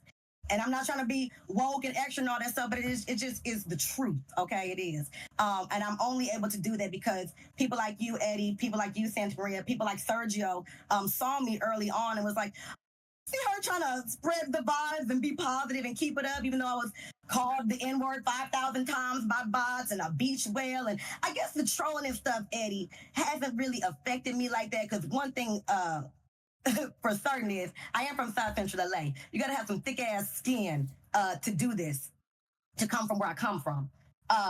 But at the same damn time, I'm like, I go to go lay in my bed at night and be like, okay, that's all right. Y'all can talk your shit and do your thing. But somebody that's doing that has to be miserable and not feeling well to be coming on and saying all these things. So I'm like, all right, well, I'm happy and I'm just going to live my life and we're going to do our big one. So we work through it. And we move on. It's the names you mentioned back when Kick first started out there, and that was just like a blast from the past. Like that was exactly what the Just Cutting section looked like. I forgot you also came over before there was even a sub button, right? So that's like crazy. That's crazy. You're out here. I did. Like before there's a sub button, and I guess back then also, like again, we're working on much better moderation tools and all that kind of stuff right now. But back then, like there was very little to work with. Like, you know, we're definitely not there yet, but hell, we were fucking real far off back then. So you get it. I think it's, you know, we obviously talk about, hey, look, we got a long way to go, but I guess you know, we rarely say like, hold on, we've actually come a long way too, you know, kind of taking a step back and going like, hold on, that wasn't too long ago. That was only like, I guess, a year and a few months ago almost, right? But it was, it would have been it was a completely different, you know, space back then. So, you know, again, having you on this journey with us, and I like the way you mentioned that, you know, this isn't, you know, your journey. This is my journey. This is Andrew's journey. This is our journey, right? As a platform, right? This is, you know, what we're working together towards. And the same way that, you know, as issues arise, we talk through them together. We work as a community to get through them. We understand what we need to do better. And, you know, with voices like yourself, you know, helping us to guide that along, and, you know, all the other people who have been around for ages and also have such an influential, you know, position in the community, and only wish the best for the place. That's, you know, that's how we're pulling it off. So, yeah, no, I think so far it's been a pretty incredible last 18 months, right? A lot of highs, a lot of lows, but we're still standing strong. That's all that matters. That part. Yeah, one thing, Lauren, you failed to mention there is that you were the first to do like a Kick Streamer Award, right? Like when all the award ceremonies were coming out, like you came out and you said, and what I loved about it, and you know, this might segue into our conversation a little more, but when you did your Kick Streamer Award, you really focused on small streamers. I learned so much from that award show about, I'm like, oh, I didn't even know this person was on here, and so you shined a light on a lot more smaller creators, and you keep doing that. So would love to talk about like what you're seeing about, like, you know, because we have our vision of what we think we're doing, right? Kick picks, Twitter shout outs, you know, we are working with smaller creators on our featured stuff. We put a large emphasis in saying we need a good balance of KCIP creators, up and coming creators, and you know, the Nick Mercs and XQCs and the Amarants of the world. The on big the front dogs, page. We know. Yeah, but just want to throw that out there because I know that you see a lot more than we do, because you're out there engaging with a heck of a lot more small on the battlefield. Yeah. Well, I think so. I can talk about it now because I definitely want to talk about the KSAs, the Kick Streamer Awards, for those that don't know. Last year, there was a misunderstanding. At first, it was, oh, well, Lauren's doing this for Kick, and Kick just chose her. And I'm like, no, Lauren doing this on her damn own, and she doing this for her community and her people that have shown love. And for some of the people that, yes, were quote-unquote smaller streamers or up and coming that I did not feel like were showcased. There's a lot of OGs. And can I just say, there's a lot of people like, for example, there's a lot of people that I could mention, but I don't want to just name names all day. But there are people like Rock, who does FPS games in Fortnite, who's been here a long time. Repulsive TV, been here a long time, y'all. Loyalty Comp, who does NBA. Rena J has been here doing GTR. There's so many of us. Zayla, another OG that I know y'all got to give Zayla her shine. Zayla been here longer than me doing her big one, popping and killing it on Dead by Daylight. So there's so many people. Melly, A Babs, who does Kick Tools. Oh Good, Smitty Fresh, who does. There's so many people, y'all. So I try my best to pull up and show love to the people, especially my moderators. Y'all don't know, I met my whole fiance on here. Omni Jojo, shout out to one of my moderators who is now literally, y'all, my fiance. So I really have connected with the Kick community in a very deep way. Very deep. I gotta make sure I give big love to all the OGs and myself. And I do go out of my way to try to make sure that we're finding them. One thing that we're working on right now is with two streamers, AO Fuzz, who does podcasts, and Sugar Bear, she does MBA. She's always preaching the message of do what you love, remember you are somebody. And we're trying to organize just only a Kick streamer affiliate level award type show, which will have nominees and different things like that. And I do also hope that when we do the Kick Streamer Awards this year, perhaps, since I know last time people was like, we didn't get to vote and you just chose everybody. And I'm like, well, it was my community, damn it, so yeah, I chose. But I would love if Kick could come behind me. If you got somebody you know that want to maybe co-host with me or help me organize, maybe we can sponsor, we can do it together, our journey, and we can actually all nominate people, and it won't just be what the hell I say, and it'd be influenced by all of us instead of just me. So y'all be happier. Y'all be happier with that, please. Okay, don't kill me. When is the next Kick Awards? The kick is always going to be in December, late December. Okay. Listen, as long as the platform is rocking, it's going to be late December. All right, you heard it here first, but it's happening. It's happening then. We're gonna have to get further behind that and make that a little bit more official. You know, not too official, but enough to give it enough steam that people get behind that. I love the idea as well, not just like, you know, isolating it to all the big names out there, because there's a lot of big names, and don't get me wrong, they're incredible, but there's so many people out there as well that you know, deserve you know, far more sort of attention than sometimes they're receiving at the moment. That's only just they're waiting to receive it, right? So, you know, get behind them, and the fact that you can the way you mentioned just that whole timeline of names, the fact that you're able to kind of, I think you mentioned like 20 names in the space of like 15 seconds there of like so many fundamental creators to kick. Like, you can just tell how embedded in the community you are. Like, honestly, you're more embedded than me, and like way more embedded than me. And that says something. I'm like majorly impressed. Like, the enthusiasm, the energy as well is unparalleled. Thank you. I'm very boots on the ground, Eddie, and I'm always going to try to advocate for the people that want to been here, and especially for our people that be sitting under 10 viewers. Because as much as we love to see it, and the verified streamers going to kill, the verified people that probably going to hate me for saying this. I know you do it, Eddie. I know you do it. But I would love it if there was just a day when you just go around. You ain't even got a gift. It'd be nice if you gifted them too. But pop in on some of these affiliates. Pop in on the people that's under 10 viewers. They would love to see you. I know you be put up on the partners. Sometimes I see people, I'm like, well, damn, homie already got 3K, 4K. And then here comes Eddie. Look, Eddie go, and we're not going to tell you how to spend your money. But I'm just saying, and your time. But I'm just saying, I know that they would love that. So I'm like, I told them I was going to make sure I took my time to not only highlight myself, but to highlight them. So I just want to make sure I put that out there. No. I think I'm the biggest believer.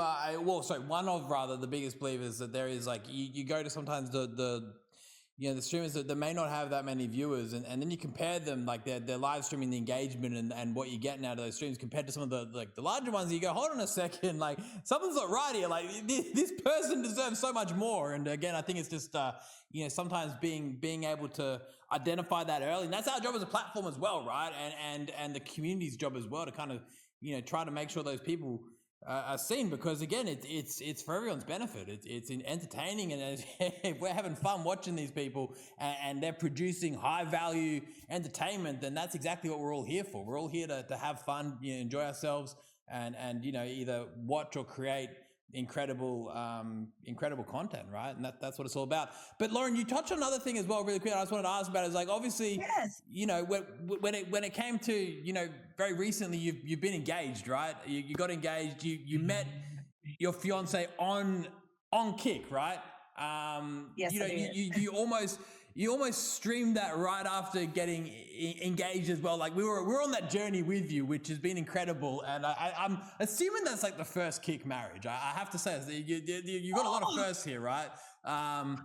You know, what like tell us a bit more about that story. Like how did that come? How did that all happen? Oh, Eddie wants the tea. Oh, I love to do tea with you. Okay, it's tea time. And listen, a lot of people, and I'm glad that you asked, so I'm good to talk about it, because a lot of people had a lot to say. Some of y'all had some very negative things to say as soon. Y'all couldn't even wait a couple of days. As soon as I got engaged, it was like, oh, he's a mod, he's this, he's that, and okay, all right, I got you. Y'all like moderators are not human beings. Can we talk about that for a moment? Don't have jobs and lives and kids and still spend their time showing you love and making sure the chat is good and all that stuff. So moderators are human beings, y'all, with feelings. I was like, dang, it's coming for him crazy. But either way, quick story. So JoJo, shout out. He's one of the baddest Fortnite, DBZ. He's all that, y'all. He was one of the first people to ever mod for me straight from Kick. I had a couple mods. Jazz explains it all. That's my girl from Twitch, MSC Danny, that actually followed me over when we lost we got deplatformed over there, whatever. So JoJo was one of the first people to step up and be like, hey, I'm going to help you out. I got your back. People in there calling you the N-word 5,000 times, buying you, whatever. I got you. So he helped out. He stepped up. He's been here damn near every day. Anytime I've streamed, holding it down, running commands, doing this thing, doing this big one. Never really even said anything to me at all offline. You know, some people will, you know, drop a little gift on you here and there. They'll do this, they do that. They, hey, Lauren, you know, I did that for you. Would you also do a little something for, no. But never asked me for shit.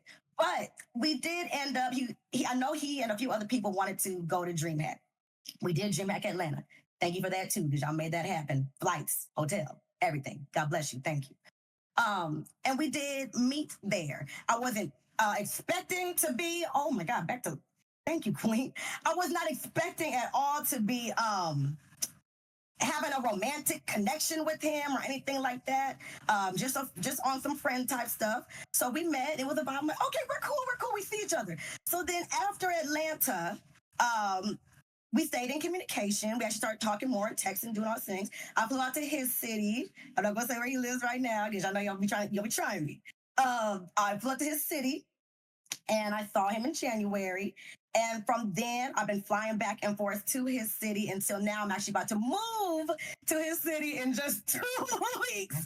From LA, I'm going from PST to EST. So y'all will find out where I'll be in a couple of weeks. And I'm really just blessed to know we have a lot in common, like a lot of same shows. We both game. He brought me into the Fortnite community, which can I give a shout out? Because back to Lobby just came in here and dropped the bomb. Can I shout out the Fortnite community, the Repulsives, the Miss Callie Sunshines, the Juggernauts? There's so many people that's out here popping their shit and doing a big one. Jesse, with the, and Jess and Jesse, killing it on Fortnite. I've only been on for a month and I have never felt so welcomed by a community that lets me be like super trashed at the game, but just have fun. So, and all the F7 crew. So it's really been, ASMBK as well. It's really been a blessing to just have a community that is the bomb and to meet somebody that genuinely love, care about you, want to see you succeed. So that's my man, y'all. Oh, I'll tell you what, congratulations again. We were on that journey with you. And again, it's probably one of the most rewarding thing to see that happen, right? Like saying, hold on a second, this is what's coming off the back of this platform, right? Like these are the kind of relationships that are being formed.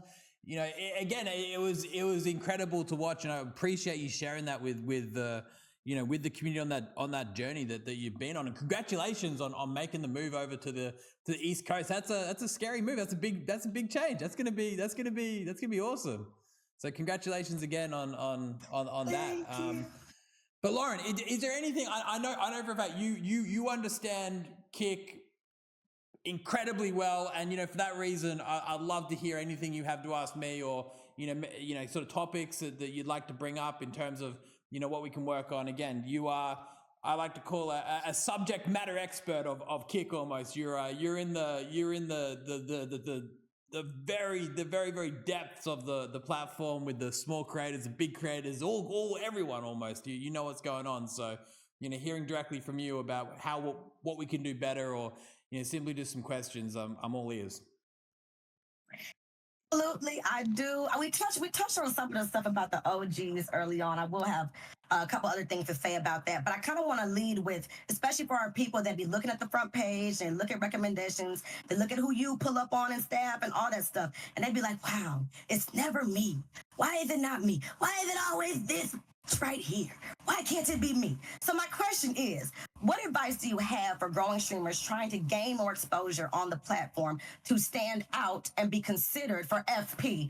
What is it that you guys are looking for when y'all are pulling people and putting them up? What do you guys see? What are you looking for? So yeah, I think the number one most important thing we're looking for is people who are engaging with the community, who are ready to go on the front page and welcome people to the stream. So from a purely business perspective, right, the front page is meant to offer, like, this is what the platform has to offer. Like, this is the entertainment that we currently have on show. So, the idea being is we're meant to recommend streams which will actually be, entertaining, of course. That's kind of pure business perspective. We need to make sure that someone comes to Kick, they see something recommended, and they kind of trust it, There has to be that inherent trust between what we're putting on the top of the page and what's actually, enjoyable. So first and foremost, we're just looking for people who are actually there, watching the chat, having a conversation, they're live and active and ready to welcome new people, into their stream. And again, I think the next step is to stand out a bit, right? Obviously, that's the hardest thing. We've only got so many slots out there, right? There is a lot of people live on the platform at any given moment, between 4,000 to 5,000 at any point. So it certainly is tough. You could probably break that down statistically. Like, we can only kind of put on 0.1% per day or something on that front page almost, or maybe a little bit more. But statistically, it's going to take a long time to get noticed. But for that very reason, we try to pick people who are doing something different, trying something different, right? Obviously, we understand that not everyone has to do something completely different. Like there is merit in just playing Fortnite and being yourself and relaxing with the community. But again, if you want to kind of expedite that process, then try mixing up a bit. Like at the end of the day, the people who are out there picking the featured streams are just like a viewer almost. They really are viewers of the platform. Our featured team, our team that's out there choosing that content, recommending it, they are really just consumers unlike anybody else. So just like everyone else rather. So being able to kind of track that audience to begin with is going to be big. But again, I think we still got room to improve on that front, right? It's an evolving process. It is something that's constantly changing.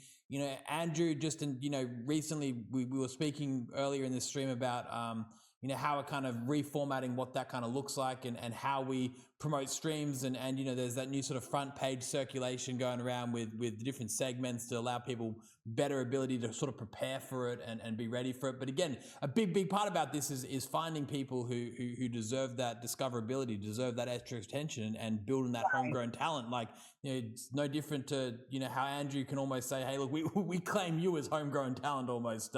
Maybe not fully homegrown. You did have that head start elsewhere, but we'll try and make that claim, So it's about helping people to grow that original community and making sure we pick the right people. But you mentioned me personally, when I'm looking for people to come drop by, I'm usually going from the bottom down sometimes as well. I'll kind of sort from lowest to highest viewers sometimes, and I do too. That's where I pick it up. I think the biggest thing that I've got an issue with is the time zone. I realize I need to come on at different times. I think there's this this West Coast time zone that I'm sleeping. I'm literally sleeping on to the extent that I need to probably work on that a bit. So again, I feel bad that there's some people I need to definitely drop by, but that's why I've been starting with some offline subs from now on to try to cover those blind spots a little bit more. Of course. But Andrew, maybe you got a bit more for that too, because Andrew, to be fair, is very much the brains behind the front page or the feature team. Very much leading that. Like, do you have anything you want to add on to what I just mentioned? Yeah, no, for sure. I think even when we were building KCIP, right? Like, I think a lot of people were like saying like, well, why is someone like WS Woodworking that averages 6 viewers a stream in first class, and why is Lucci in the first class who's averaging 1,500 CCV? And a lot of people would look at it and be like, well, Lucci deserves to be in there because he's got 1,500 CCV. But we're like, well, wait a minute. WS Wood Carving is bringing something else different to the table. They're bringing art. They're bringing manufacturing. They're creating a small business, a creator economy, and making signs. And that goes up the line. So if you have Lucci and you have WS Wood Carving, right? And then you have Chopsticks, and then you have Jeremy Wurst, right? And you can counterbalance that entire class from top to bottom, right? Now it's the same thing with the front page, right? We have KCIP streamers who we want to rotate in, and you're part of that, right? Yes. But at the same time, we do exactly what Eddie just said. We go to the very bottom and we find people who are engaging or doing it different, right? And I'm going to fast forward, right? Because those people that we found down there, okay, are doing it differently. We worked with them for this team featured testing that we're doing from August 15th to September 15th. Yes. Examples. Coxic, CQOQSIK, okay? She was rolling around on a moped in Portugal, and she maybe had like 6 viewers. The next day she was in a kayak going around, and we were like, who is this, right? Berkel, Berkel. We were like, who is this person fishing and getting out there? Dad's Academy. Gardening. What is that? You're gardening on Kick. Good luck, bro. Right? If you're not doing Degen shit, obviously you're not going to make it. Right? Who else? Another folks that we were looking at that don't stream as regularly, but 2 grown men. Okay. Yeah, we love the two grown men. Come Two on. grown men, whenever we see them, one of the only fighters on the platform, right? Good luck being a fighter on Kick, but they're doing it. All right. But you have to find these people who are pioneering things, right? And that's what we're doing with the feature team. And for us and with Eddie, I know that Eddie feels this way. The good ideas need to rise to the top. The good content needs to rise to the top. And yes, Ice Poseidon and Vitali can produce some really great content. But you know who else can? Shock DG can produce some really good content. LaurenShayla can produce some really good She could content. try. And Cocksick can produce some really good content. But I think where everything gets lost in the sauce is I'm a small creator. And it's kind of like, wait a minute, what's a small creator? Right? And it's like, well, the person who does 2 CCV looks at the person that does 10 CCV and says, you're 5 times bigger than me. And then the person who does 10 CCV looks at someone like Lauren Shay and says, well, that person's doing 10 times as me. And then it goes up the ladder, right? It goes up the ladder all the way to like, and then I do this comparison a lot in my own stream. I'm saying like, okay, well, if XQC is doing 25,000 CCV and GM Hikaru is doing 6,000 CCV, is GM Hikaru a small creator? Does he look at XQC and say, why not me? Why am I not getting those flowers? It's like, whoa, time out. Hikaru, you're getting your flowers through the chess community. It's all about the community. All right. And then you slowly start to grow and you slowly start to build. I think you're a great case in point. I think that your CCV is very indicative of what you're bringing to the table, because I remember your CCV when you were first starting out. Right. And now I believe that you can broadcast out of a tin can and your community will come and see you no matter what platform you're on. That's my opinion. That is so true. Right. So I hope I'm giving you a pretty decent overview and a dive deep of, and one more thing I will say. Yes. Our counterbalance, we have a diverse team who's looking at this. When it's not only the feature team, our social team looks at this stuff. Our trust and safety teams looks at this stuff. Our acquisition team looks at this stuff, right? And you're talking about across all those teams, about 35 to 40 people who are weighing in on this, all right? Here's another important factor. You're talking about people who come from Australia who are weighing in on this. You're talking about people who come from the United States who weigh in on this. And here's a really cool thing. Serbia, we have a team out of Serbia who is helping out with this. You have people who have no dog in the fight. They are purely looking at this and saying, this person's doing something interesting. This person's chat is engaging. This person's doing Fortnite a little differently. This person's doing Hearthstone a little differently. This person's taking a chance by playing Hades. This person's taking a chance by doing a Ninja Warrior course. This person's taking a chance by putting Legos together. This person's taking a chance by just putting his camera on a 3D printer and running it, right? Mac Prince. Yes. Shaka baby with the crochet. I'm telling you. Shaka baby with the crochet, Queen Lily with the Legos, Met's class with the bong blowing. Yeah. C Not Bush with the statue making. My point is this: what all these folks have, from Lucci, who just does Fortnite and COD, all the way to Benjamins that has to work 3 weeks to produce 30 minutes of content, they all have charisma. Charisma. They all have that thing. And that thing takes time to develop. And some people are born with it and some people learn it. But here's what I know sure as shit that cannot happen. And I'm speaking for myself. I'm not speaking for Kick and I'm not speaking for Eddie. You cannot hit go live and expect it to come to you. You cannot. Here's the other thing you can't do.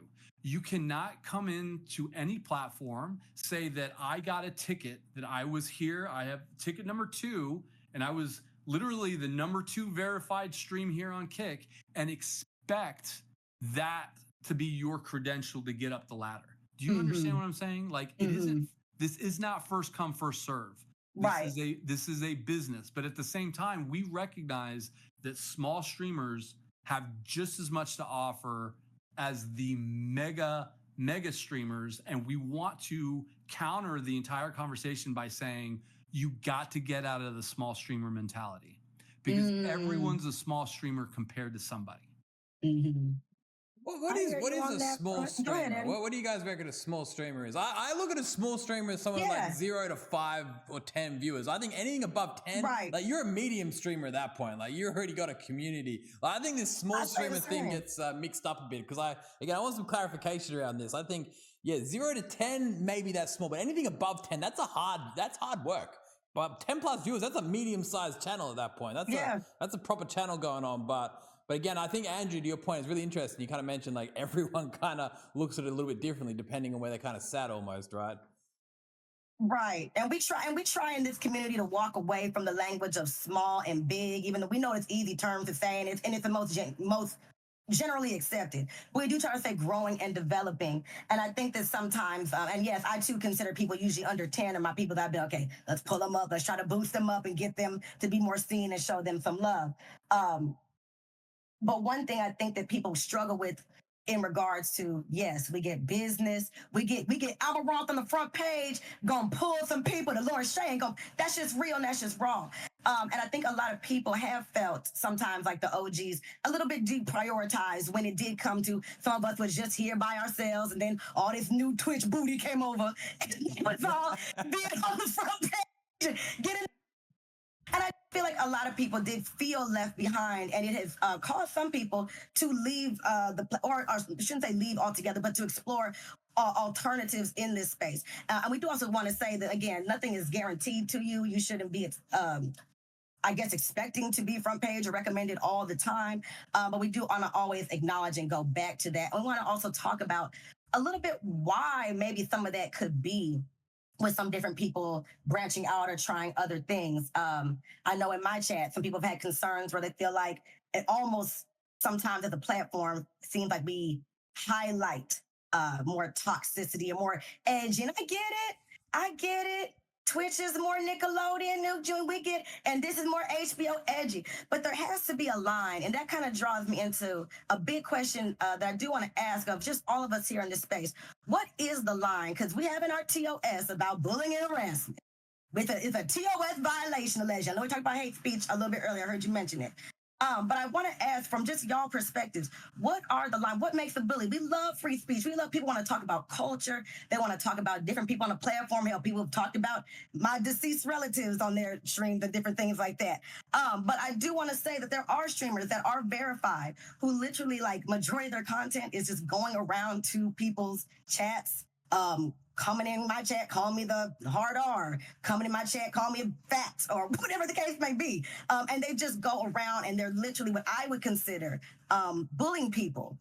Or you have people making fun of people who are homeless, or there's people making content out of people that are disabled and hurt. And it's not a kick only issue. This is a streaming issue. So I want us to have an opportunity to talk together about beyond our everyday troll. What are we defining as bullying and harassment, and where is our line on kick streaming? Because I feel like that has turned some people off. Yeah, I think in the situations you mentioned, if people, their whole content is based around, going around and doing that, then I don't see them having a place on Kick at all. And I think that falls in very heavily under our, guidelines of bullying and harassment. That by all means is falling directly under that. I think it's sometimes when it's not so clear cut that it gets a little bit more difficult, but I think obviously if people's only way of contributing to the platform is through bringing others down, then that makes you a bad sort of, I almost like to think of it as like everyone's kind of a citizen of the platform. We all just have to be good citizens and be, adding a little bit of positivity or adding like value, right? But at that point you stop adding value, you're going to see the downside, right? The community guidelines will always be somewhat open to interpretation. No matter how clear we make it, there's always going to be a level of interpretation around it and some gray areas that doesn't, clear cut sort of define that. But, realistically, if those situations are going down just the way you kind of explained it, then, these people sure as hell don't have a future on Kick. And we kind of discussed this a bit earlier, and it was just about, in terms of what we define as moderation, it's changing constantly. It is updating consistently. We realize that, a set of rules, a set of guidelines isn't enough to kind of govern exactly where we want to go. We have to, understand where we want the platform to be, the vision and the type of content that we want to foster. And, that has to lead the way in terms of what we allow on the platform and the kind of people that we allow to continue to build their communities. And I think that's a, really important way of looking at it, and ultimately, with this mindset, what you're mentioning isn't welcome on the platform at all. It's not going to add value to anything. It's going to deter from exactly what we're looking to achieve.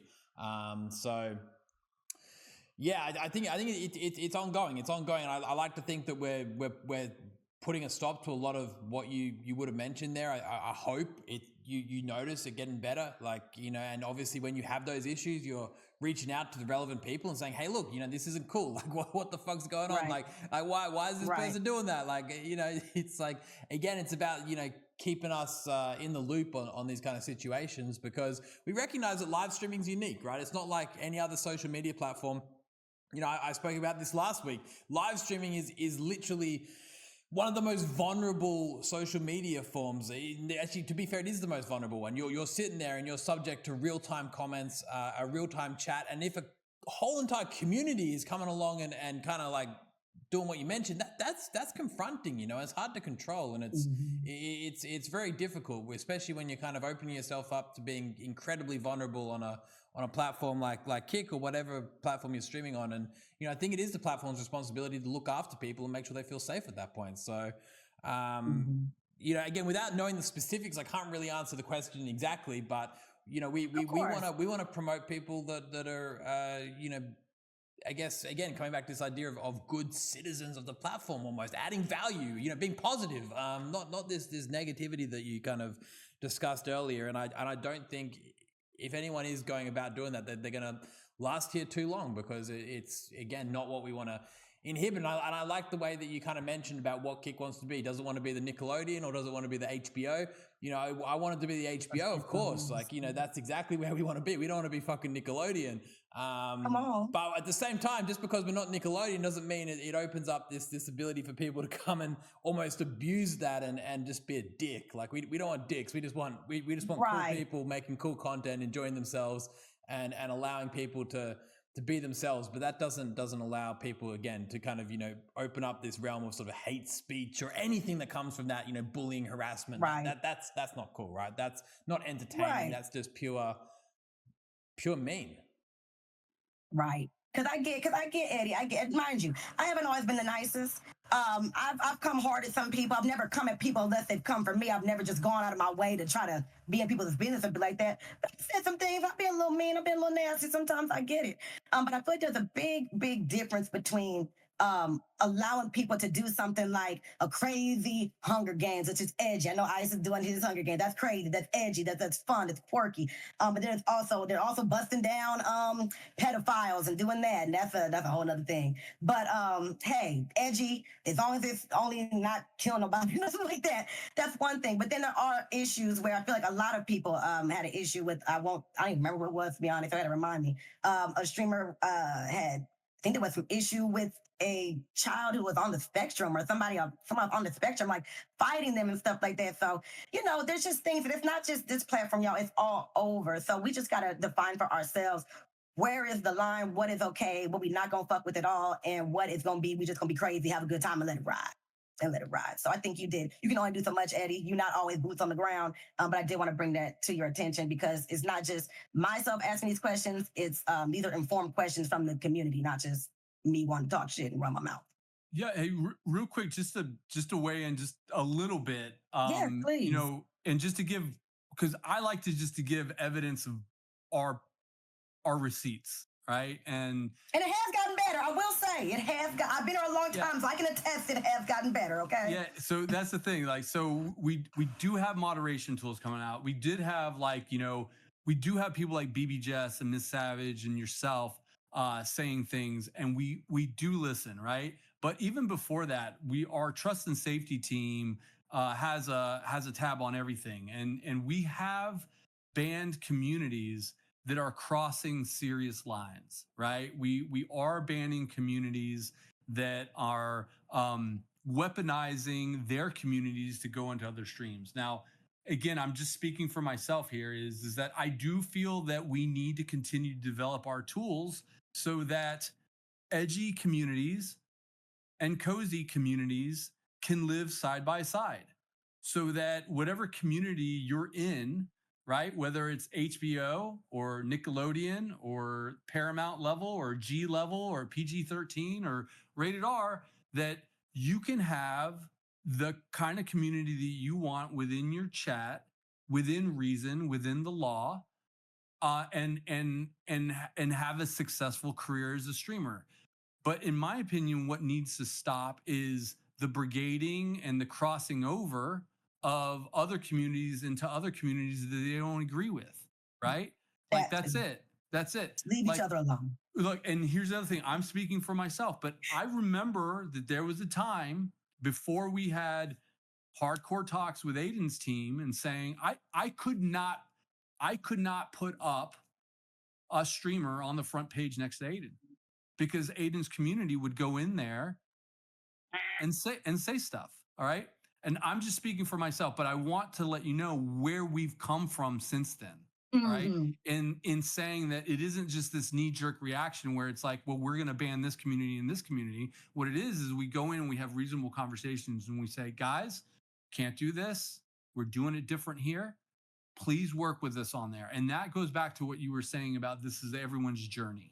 All right. Right. And this Kick is still finding its identity. And we're walking away from the old guard identity, which is if I don't like what they're saying, I'm deleting them. Mm-hmm. Mm-hmm. I'm deleting them. And that's not the way to do it in this day and age, in this technology. It's that I can have my space and my community within reason, but I gotta let the other guy have their space and their community too. That part. And just be respectful of it, right? And I think we're working towards that. And I think I personally think that we've been doing a pretty good job of that. And you being on here reminds me of where we were like almost a year and a half ago, you know? Wow. It's been a long.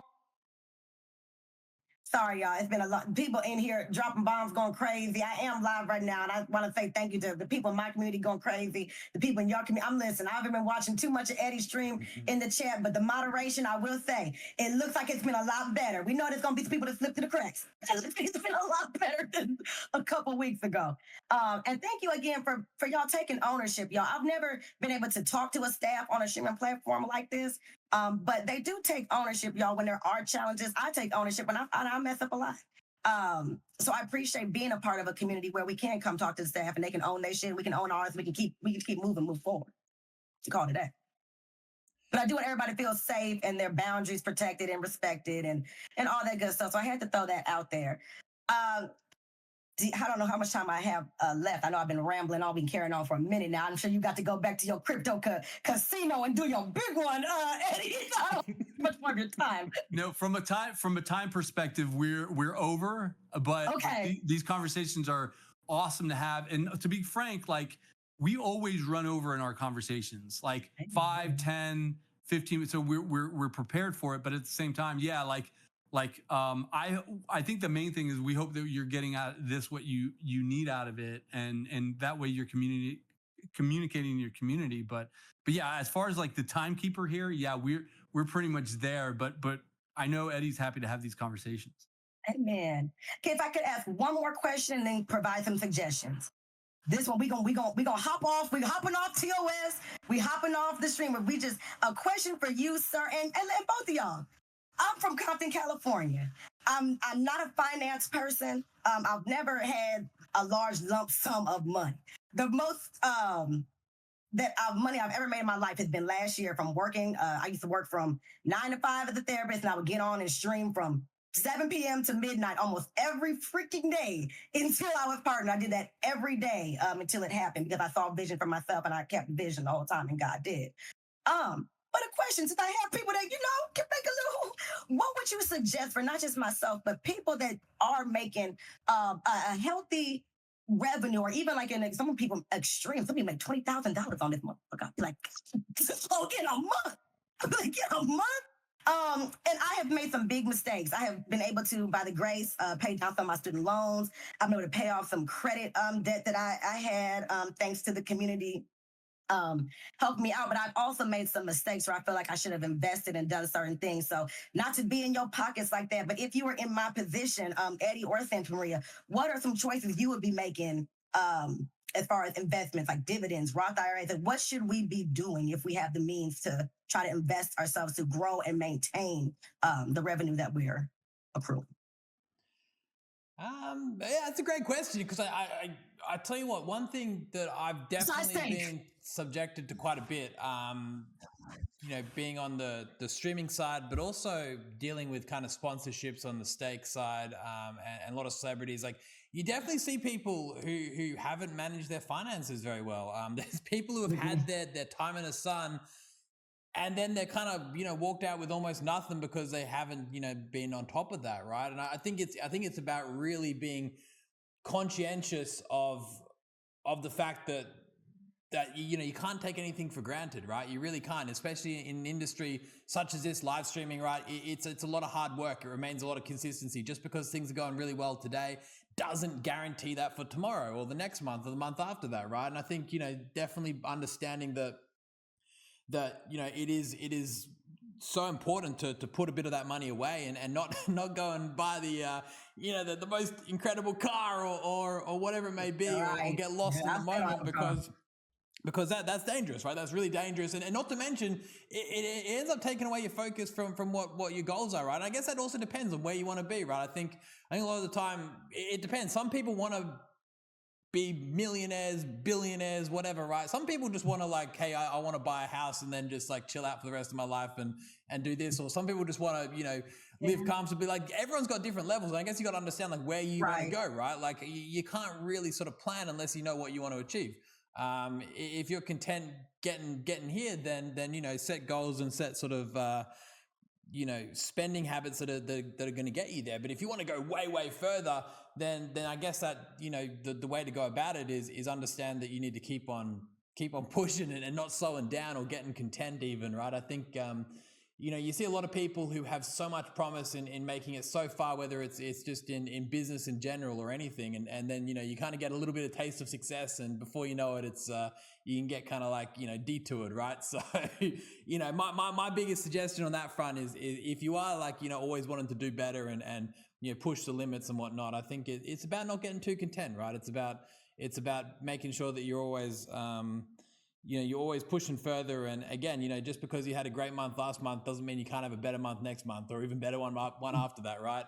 But yeah, make sure you put some of that money away and, again, put it to the right stuff. I think, that's the most important thing because, that's, it's a privileged space to be in no matter what, doing something you love and doing well off it. And hey, if you can, walk away with something to show for it at any given moment, then that's a huge win in my books as well. And I'm sure anyone's books. So I think that's, again, small piece of advice, but I'm sure you've heard this already. I think it's just about being responsible, being grown up, because there's so many examples out there of people who have done the wrong thing. I see it so often, and it's, it's sad. It's sad to me, It's hard.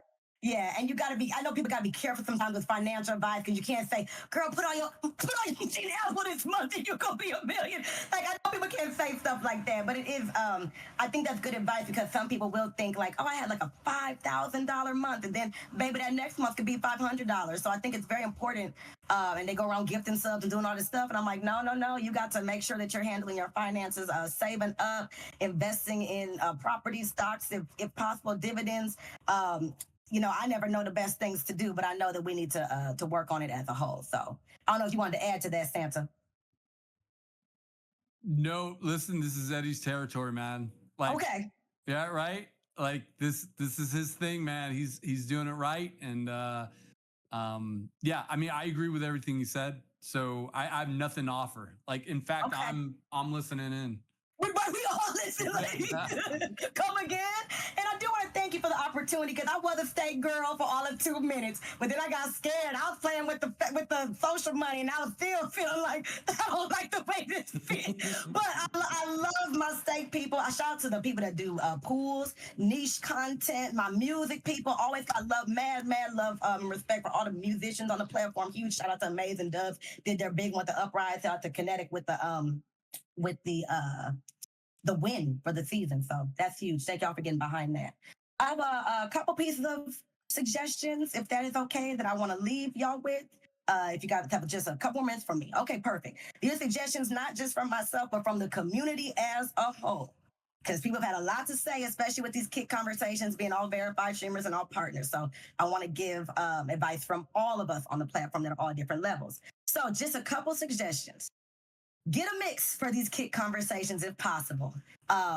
I get, having a check mark, get you in the door. Maybe a lot of verified people are partner, but I think some people have suggested a mix of possibly an affiliate level, a verified streamer, and a partner, so that the partner maybe bring people in that the bigger community, whatever, verified level, then somebody who's an affiliate can also give like, hey, this is my perspective. This is what we're seeing straight from us.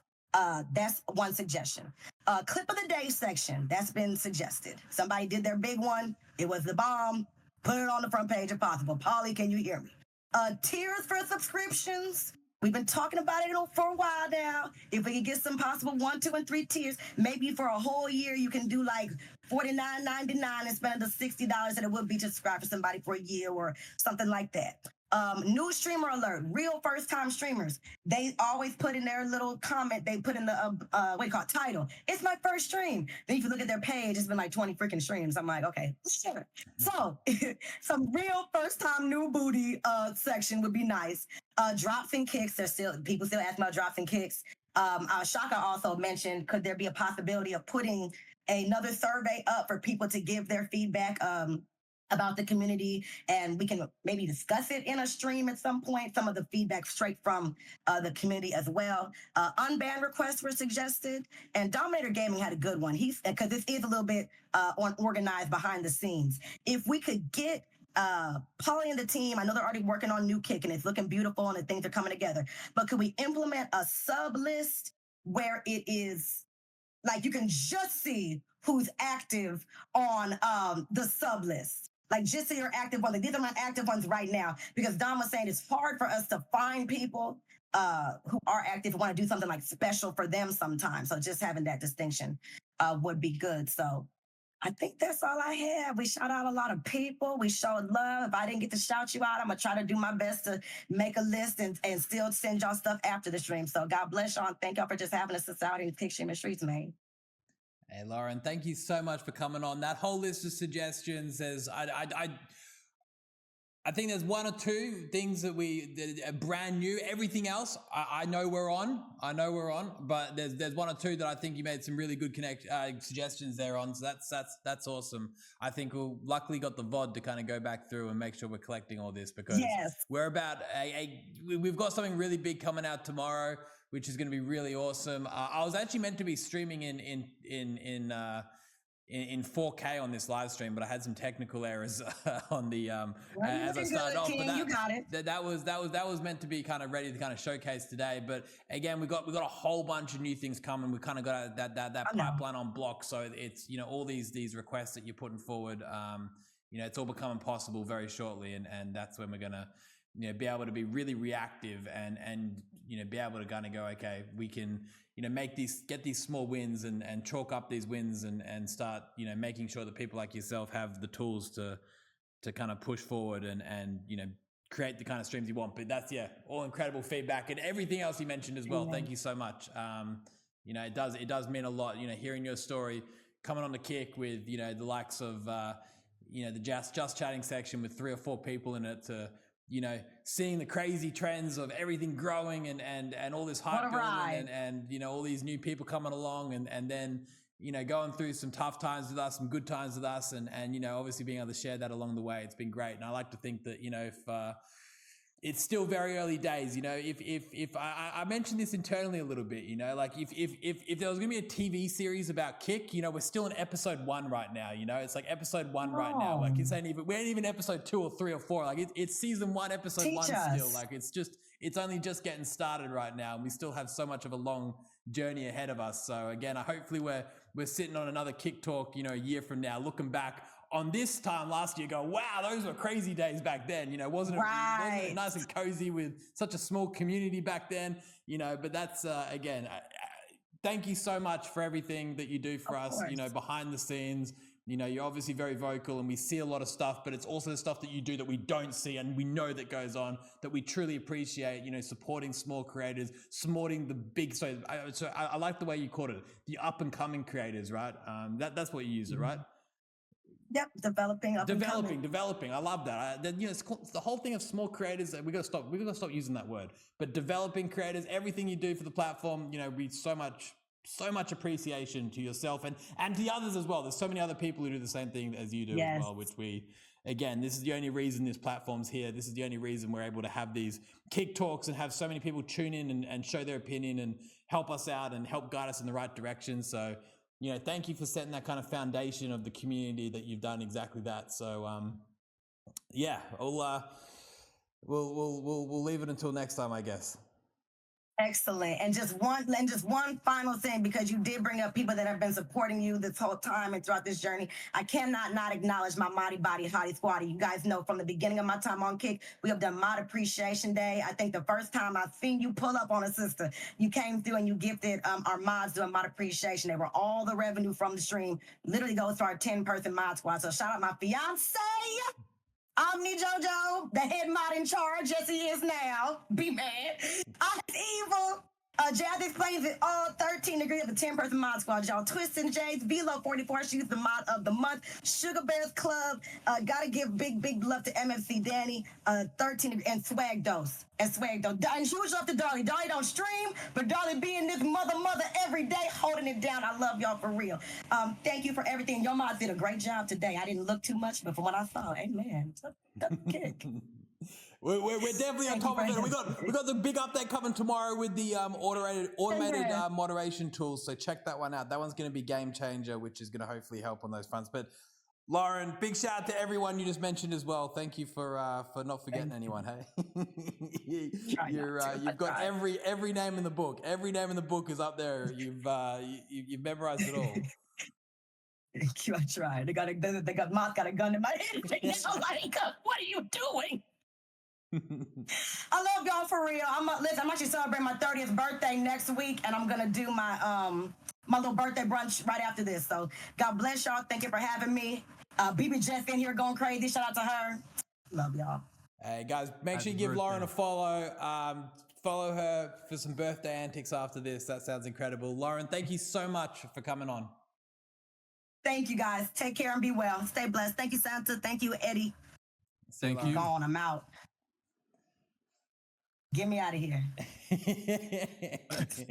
Where is he? I don't know how to leave. Wait, I got you. Boom. Awesome. That was great. That was I'll tell you what, that was these talks become more and more kind of I think they're forming their own kind of character now, you know. I think the Kick Talk is truly coming to life. I think it gets it's almost getting better and better. I don't know. All the guests have been incredible since day one, but I feel like we're finding a bit of a rhythm for what we're trying to achieve with this. And again, it takes the insight just from chatting to people. Again, it's so great to just hear everyone's different takes, and it makes me start the week almost with like a brand new outlook on like, hold on, what do we need to focus on this week? But yeah, no, massive shout out to you know, LadyDesiree, obviously KINGSLAYER, Lauren, incredible guests. Thank you so much all for coming on. And Andrew as well for putting these things together. Andrew's the mastermind behind these Kick weekly episodes and the whole kind of concept itself. So yeah, another really incredible few segments there. That was a good one, man. Like, this is the best intel in the world. You know, I think you said it in the show. Kick is a living, breathing organism, And I totally get data. I made a pretty good career off of data, but at the same time, there's no better intel than just hearing from the community as far as a live streaming platform goes. I think streaming platforms like Netflix or Hulu or Prime Video, things of that nature, you can look at ratings and statistics and things of that nature, but live streaming is just different. There's got to be the human intel that drives a lot of this stuff, and I think this really benefits us in just like listening and getting the nuance down. Yeah, no, I think it's just so fortunate to be able to, like, normally with most companies, right, you kind of have to go out and do what's called like user testing, right, to kind of gauge where the sentiment's at, and it's a fucking long, tedious process. Like, it costs money and it's difficult, but here on Kick, you just rock up to a chat and be like, yo, how you feeling about this? Or, we have a bit of a conversation and you really understand what people want. And, it's kind of back to the question that KingSlayer asked. He's like, oh, what's the difference between Mixer and Kick and Facebook and Kick? And I think the difference is that I don't know whether they had that desire to get to know what people actually wanted. I don't think people truly understood this very complicated landscape of live streaming. To be honest, when I first got into live streaming, from with Kick, holy shit, it was the learning curve was incredible. Like you don't realize how much goes on in the live streaming space and what it takes to run a successful live streaming platform. And we learned some harsh lessons. We got burned very quickly. It's such a complicated space in the sense that there's just so many nuanced sort of aspects to it that the only way you can understand it is by getting like really deep into it. Like, you have to dive in and understand everything about those big creators and everything about those those developing creators, as Lauren calls them. And it's difficult. It's difficult. Everything from whether it's the TOS side of stuff, the moderation side of stuff, the toxicity, the favoritism. Like, there's so many things that come up and you have to balance, and you kind of you're kind of juggling like 25 different balls at once. But again, it's just so exciting and so rewarding when you kind of nail it down. And being able to kind of have these conversations and better understand exactly how this whole thing works just makes our lives so much easier. And it's on the back of the fact that people are willing to come on, talk to us, be open about it, have a good conversation. And the fact that we're just lucky enough to have people like Lauren, like KingSlayer, like LadyDesiree already on the platform and here and supporting us, because that's, having that sort of foundational community is just so fortunate for us. And again, as I was saying to KingSlayer, the only reason we're seeing those numbers go up, as he mentioned, is because of the likes of people like them.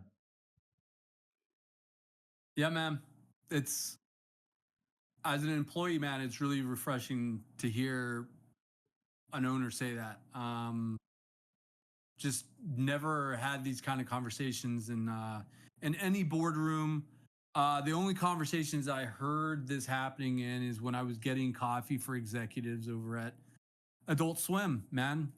As when I was up and coming, they talked like this. They really wanted to know what the artist wanted, what the animator wanted, what the writers were looking at, the people who were doing the creative. And it's been a long time since I've been around that, being around corporations and things of that nature. So this is a really good balance, man. So, and I think it's what live streaming needs. It's just different.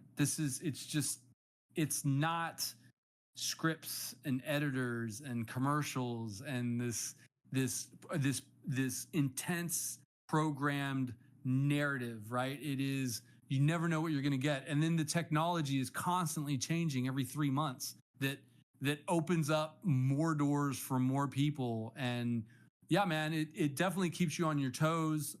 3 weeks feels like 3 years, and 3 years feels like 3 weeks, man. It's just wild.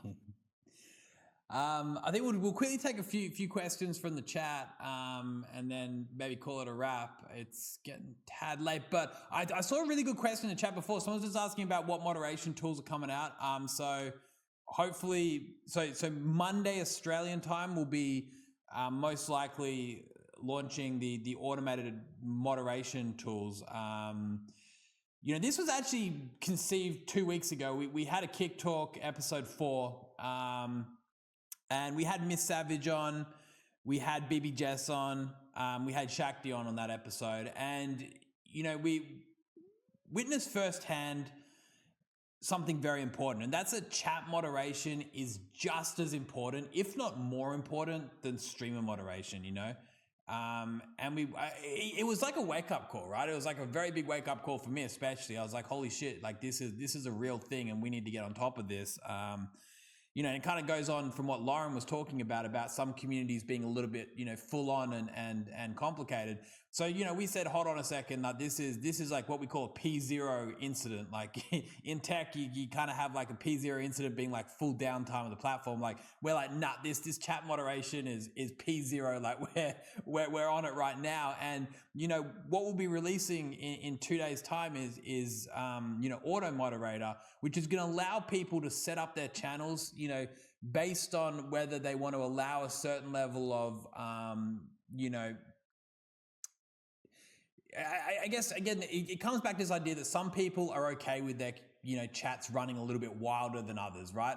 But some people, of course, they don't want to have any of that. And it allows you to choose a level of filtering that you have around, say, sexual discussions, the level of filtering around, bullying and harassment and hate and whether it comes down to drugs and weapons and a whole bunch of other factors as well, which allows you to almost auto moderate your chat. And it's using an incredibly powerful, incredibly well-developed form of AI moderation, which is going to be able to detect messages in real time and remove them in real time before they even reach your chat. So again, if you want to have an incredibly safe environment that you want to foster, and that's the community you want to have, you're going to have that here on Kick. You set that up in your settings, and those messages, they won't even reach your chat. Like no one, the hostile communities aren't even going to attempt to come through, because before they even get through, boom, boom, boom, they're kicked out, right? They're not even going to make it. And again, it's going to take away this incentive for people to be, almost toxic and make people feel unsafe. So again, this was on the back of a Kick Talk episode, right? And we're going to be launching that in 2 days, and it's going to be really game changing for Kick. And again, it comes back to Andrew. You made a really great point. It's about not just deleting communities, because deleting communities is difficult. You can't really truly delete a whole entire community. You can play whack-a-mole. You can kind of go like, all right, whack one down and another one pops up kind of thing.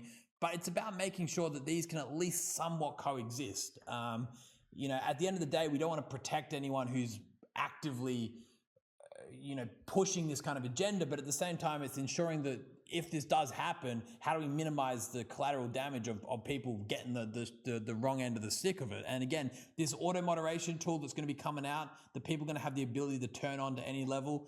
Again, we've got this out in the back of, sort of almost 2 weeks notice on, with the help of some really great developers. Really looking forward to unveiling that one, getting people's feedback on it. It's going to be really good. We know what's out there in terms of competition and what they're doing, but we feel like this one's going to be even better. Like this is going to be pretty damn good, and it's in line with everything we do now on Kick from a product and development perspective, making sure it's really, really on point. So again, just answering that question on what we mean by moderation tools that are coming out, that's what's happening in a couple of days, and it's going to be hopefully very much game changer in terms of at least chat moderation and how we can control chat rooms. And we're going to urge most people to turn it on to a certain extent. We're going to get behind and say, hey, look, this is what we recommend you put your community at, because as well, if people are allowing their chats to run wild, it overflows to the rest of the platform. It does. I think we all play a part. Every streamer plays a part in trying to foster at least some level of responsibility. Again, you don't want to stop people from having fun, but at the same time, there's a line, and there's a difference between having fun and just being a fucking dick. And we don't want people, just being a bloody dick to everyone on the platform. We want to keep this place fun and entertaining. So again, looking forward to that one rolling out, and I think it's got some really, really hopeful prospects. What else we got from chat here? Anything pop up there in chat that you see, Andrew? No, I think it's just gotten to that point of saturation where it's, just, advocating for what someone's looking for, or it's going too far to the left, or it's going too far to the right. So I think we're at that really nice balance of parity that all these people are are kind of taking issue with what you just said, right? Like the people who want like absolute debauchery are going nuts, and then the people who want absolute cancellation are going nuts. So that's where you want to be. You want to be right there in the middle where it's just reasonable, man. Yeah, I'm trying to find find something here.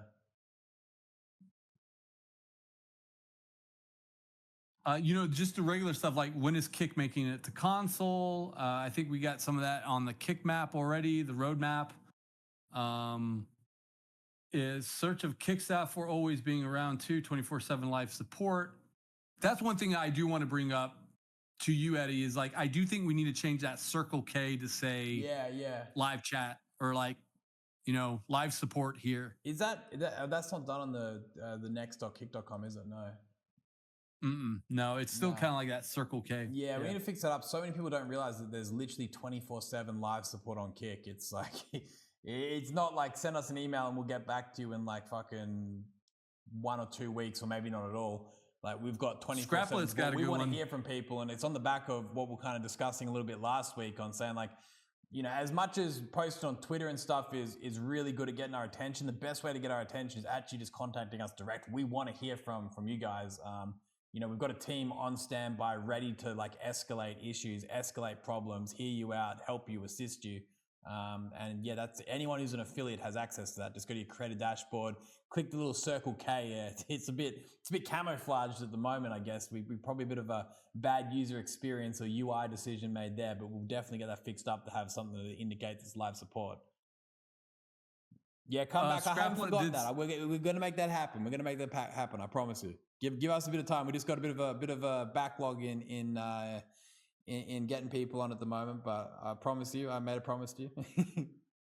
Yeah, come back. Let it come to you, man.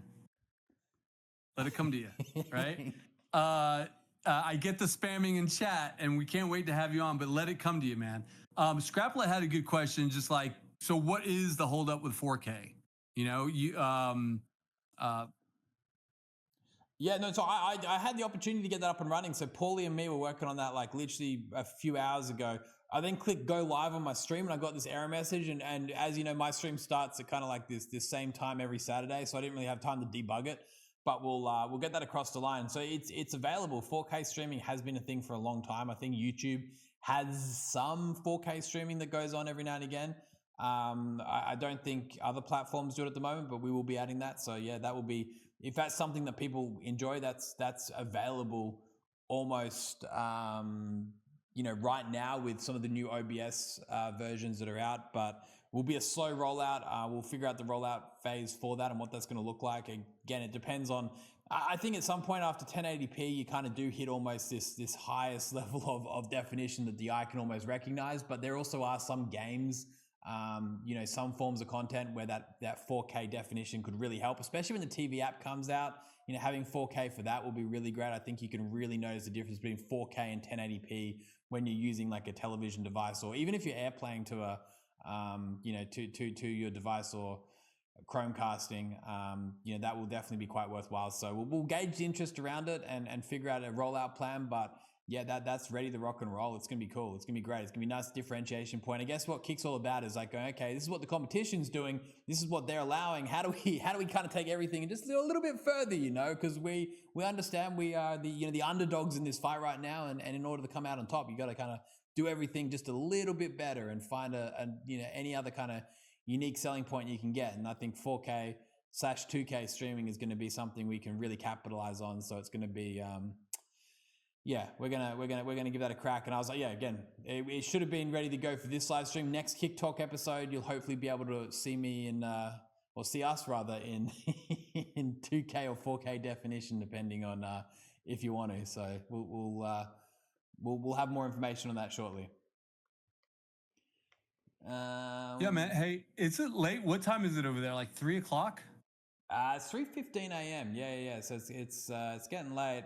So one more question around, just to quickly grab. I have a question. Do you have a plan to how to tackle the negative PR that spreads like wildfire on social media? Is there a team? Yeah. So Shaka baby, that's an awesome question. I think to begin with, right? We actually spoke about this a few weeks back. I believe it was maybe Natalia. I might be wrong there, but you know, early days of Kick, we were kind of under the impression that any publicity is good publicity, right? And we're like, yeah, let's just get our name out there. We quickly realized that's not really the case at some point. At some point, that's actually quite the opposite. You know, we were very much about making headlines and whatnot, but you know, and on the back of that, we avoided proactively contacting media outlets to sort of correct the story or to give our side of the story. And as a result, a lot of headlines were starting to run that were, I think, unfairly portraying Kick as something it wasn't. And now you truly recognize that we have a proper PR team in place that's sole job is to, you know, really work hard on ensuring that the narrative is correct around Kick, that we're making sure that these outlets do have access to the correct information. They know who to contact if they want to verify something, and making sure that people understand what Kick truly stands for. Because obviously, again, we don't want to be exactly like the competition, but at the same time, it ain't exactly as what it's portrayed at to be in the media sometimes either. So again, that's really important to our creators. That's really important to the viewers as well, because the viewers who are out there supporting their creators, they don't want to be supporting someone who's kind of you know, feeling like they're being unfairly villainized amongst some of these embellished sort of news articles. So yeah, to answer your question, that is a big focus of ours. Again, what we stand for versus what the media thinks we stand for is sometimes a bit different, and we're going to correct that. And you know, once that is corrected, I think again, actions will speak louder than words, and we will continue to head in the direction that, you know, make sure that people feel they're on a platform that does truly care about them and their brand and what they're setting out to create. Alrighty, guys. I reckon that's a wrap. I think it's been an awesome episode. Unless there's anything standing out there, Andrew, to you? No, I mean, some of the repeat questions about, you know, look, Eddie's been doing this for a while now, guys. Like, we're 6 episodes in. There's a whole library of VODs there, right? That you can go back and watch. A lot of these questions have already been answered, and we'll keep answering them. I think maybe we talk with the social media team about, you know, maybe getting some of the stuff on YouTube that has timestamps, or maybe putting out the timestamps, you know, internally out here, so people can just go back to the VODs and watch a lot of this stuff. But Polly's in chat. 2K, 4K will be H265. So Polly's making an appearance in chat, answering some questions. Good to see you, Polly.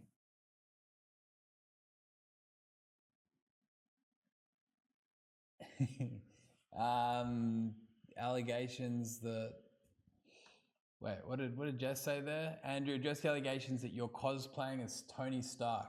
Is this true? No, not at all.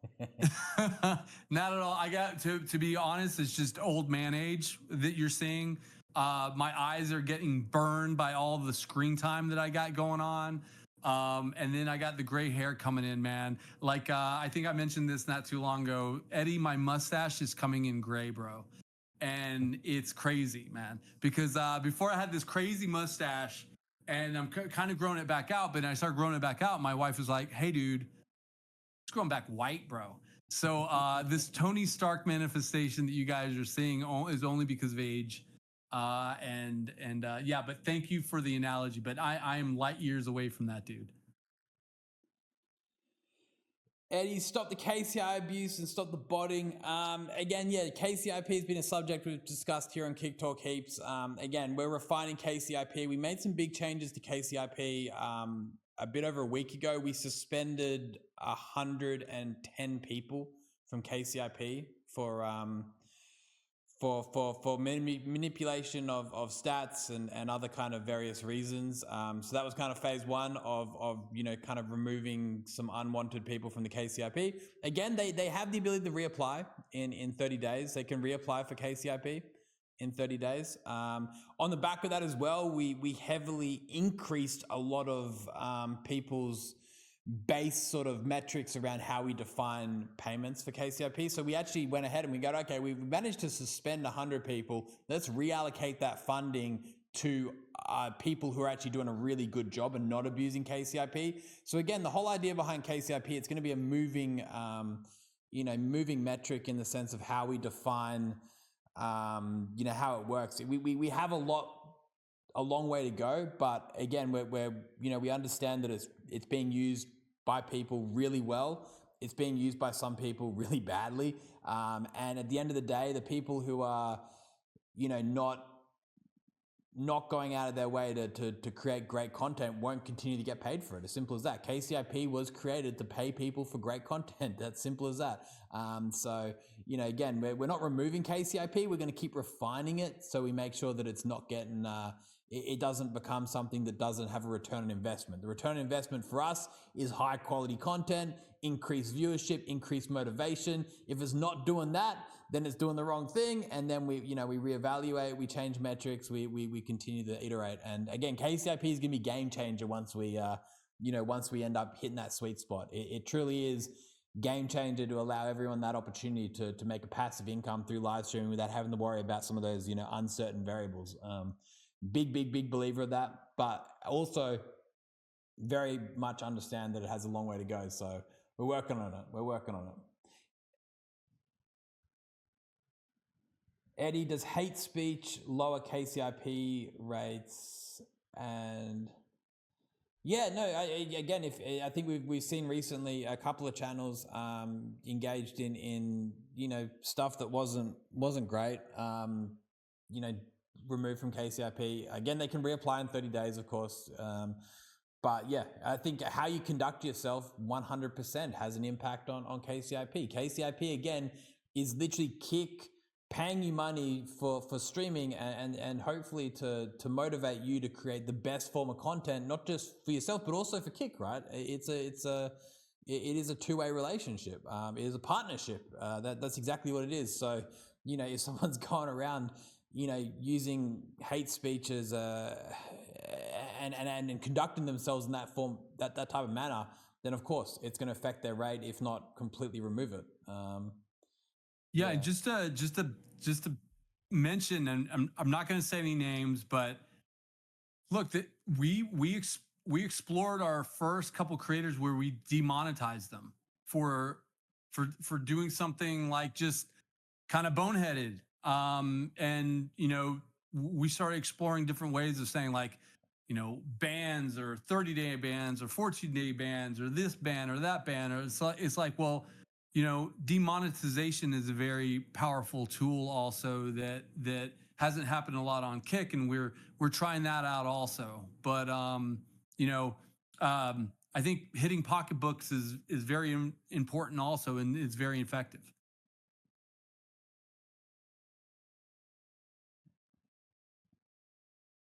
Yeah, no, I think we're continuing to figure out what kind of tools we can use to help foster the right environment. It's again, it comes back to that idea. This is it's a big learning curve for everyone.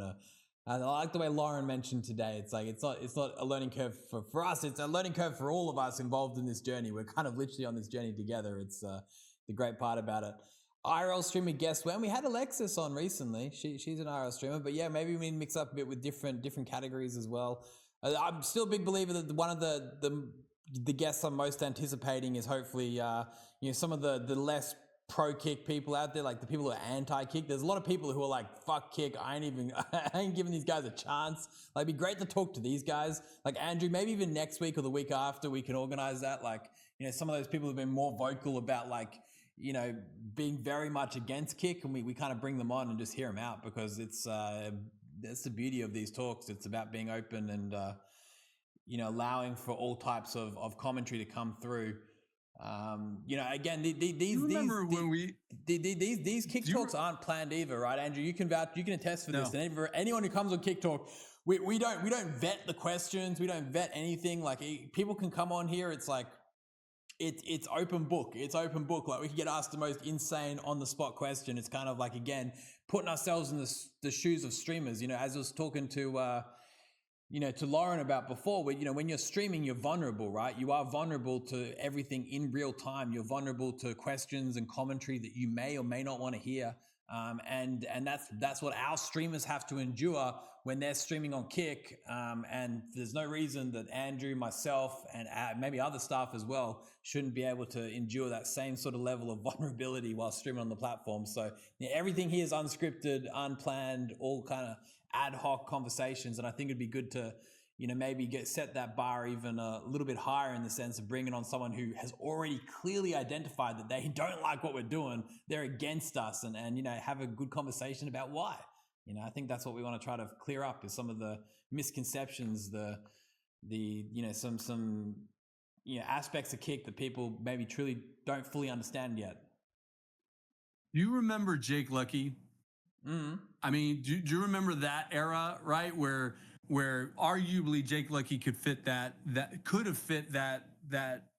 prototype of criticism, and just like, what is Kick about, blah, blah, blah. And there was that moment where, Train, you all came together and you talked it out with Jake, and Jake ended up streams on the platform with Hunter, So, I mean, yeah, those opportunities are out there, and yeah, we will start lining up folks. Now, I think they should be off platform, right? People who just like are making this assessment based on what they think that they know, right? And then actually coming onto the platform and getting to know it. I think Jake Lucky experienced that, where all of a sudden it was like, oh, I'm going to start streaming on Kick. This ain't what I think it is, Yeah, no, I think when people see that change of mentality amongst people like that, they go, hold on a second, these guys are doing something right.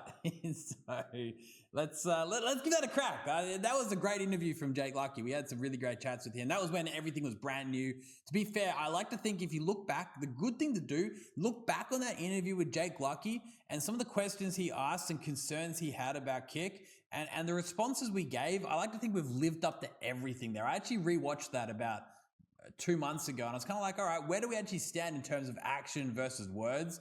And again, everything's come out to be very much true. And again, this is what this is about, where we're putting ourselves out in the open, publicly admitting to what we're what the plans are, what the platform stands for. And again, we're yet to be kind of proven wrong. And I think a lot of those initial misconceptions, I think the big ones about there were like, how are you funding this thing? Do you have enough money to run it? Or do you, is it a gambling platform, or is it something? There was all these other different rumors and misconceptions, but now you don't even hear about that anymore. It's now on to the next things. There's always like, with enough time, we kind of debunk every sort of issue people maybe have with Kick. And again, I think the good aspects of the platform always tend to shine through. So yeah, it'd be good to continue that same sort of concept as what we kind of first initiated there with Jake Lucky. I think there's some other people out there that come to mind.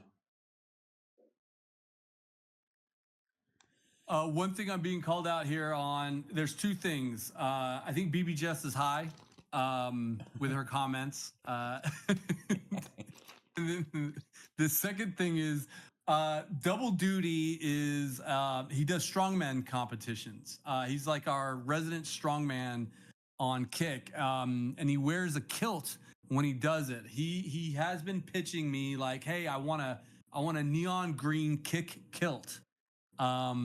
But I don't know. I would love to look into trying to make that happen, because he's going off to compete in strongman, which would be great exposure for us.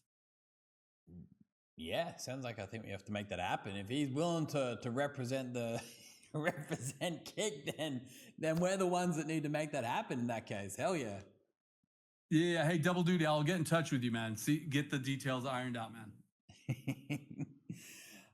Yo guys, listen, it's been incredible Kick Talk. The good news is we're back next week again. If I didn't get around to answering your question, then I'll try to get around to it next week. It's almost 3:30 a.m. here in Australia, so I don't want to end up mumbling stuff along that doesn't make any sense, and the lack of sleep. So again, thank you so much everyone for tuning in. It really does mean a lot that so many people are coming here, watching this stream, listening to us speak about Kick, and have the interest in wanting to know more about it. It truly is it really does mean a lot, and these conversations have been great. Again, I can't thank Lauren or LadyDesiree or KINGSLAYER enough for coming on today. It was a really great episode. And again, Andrew, thanks for making it all happen.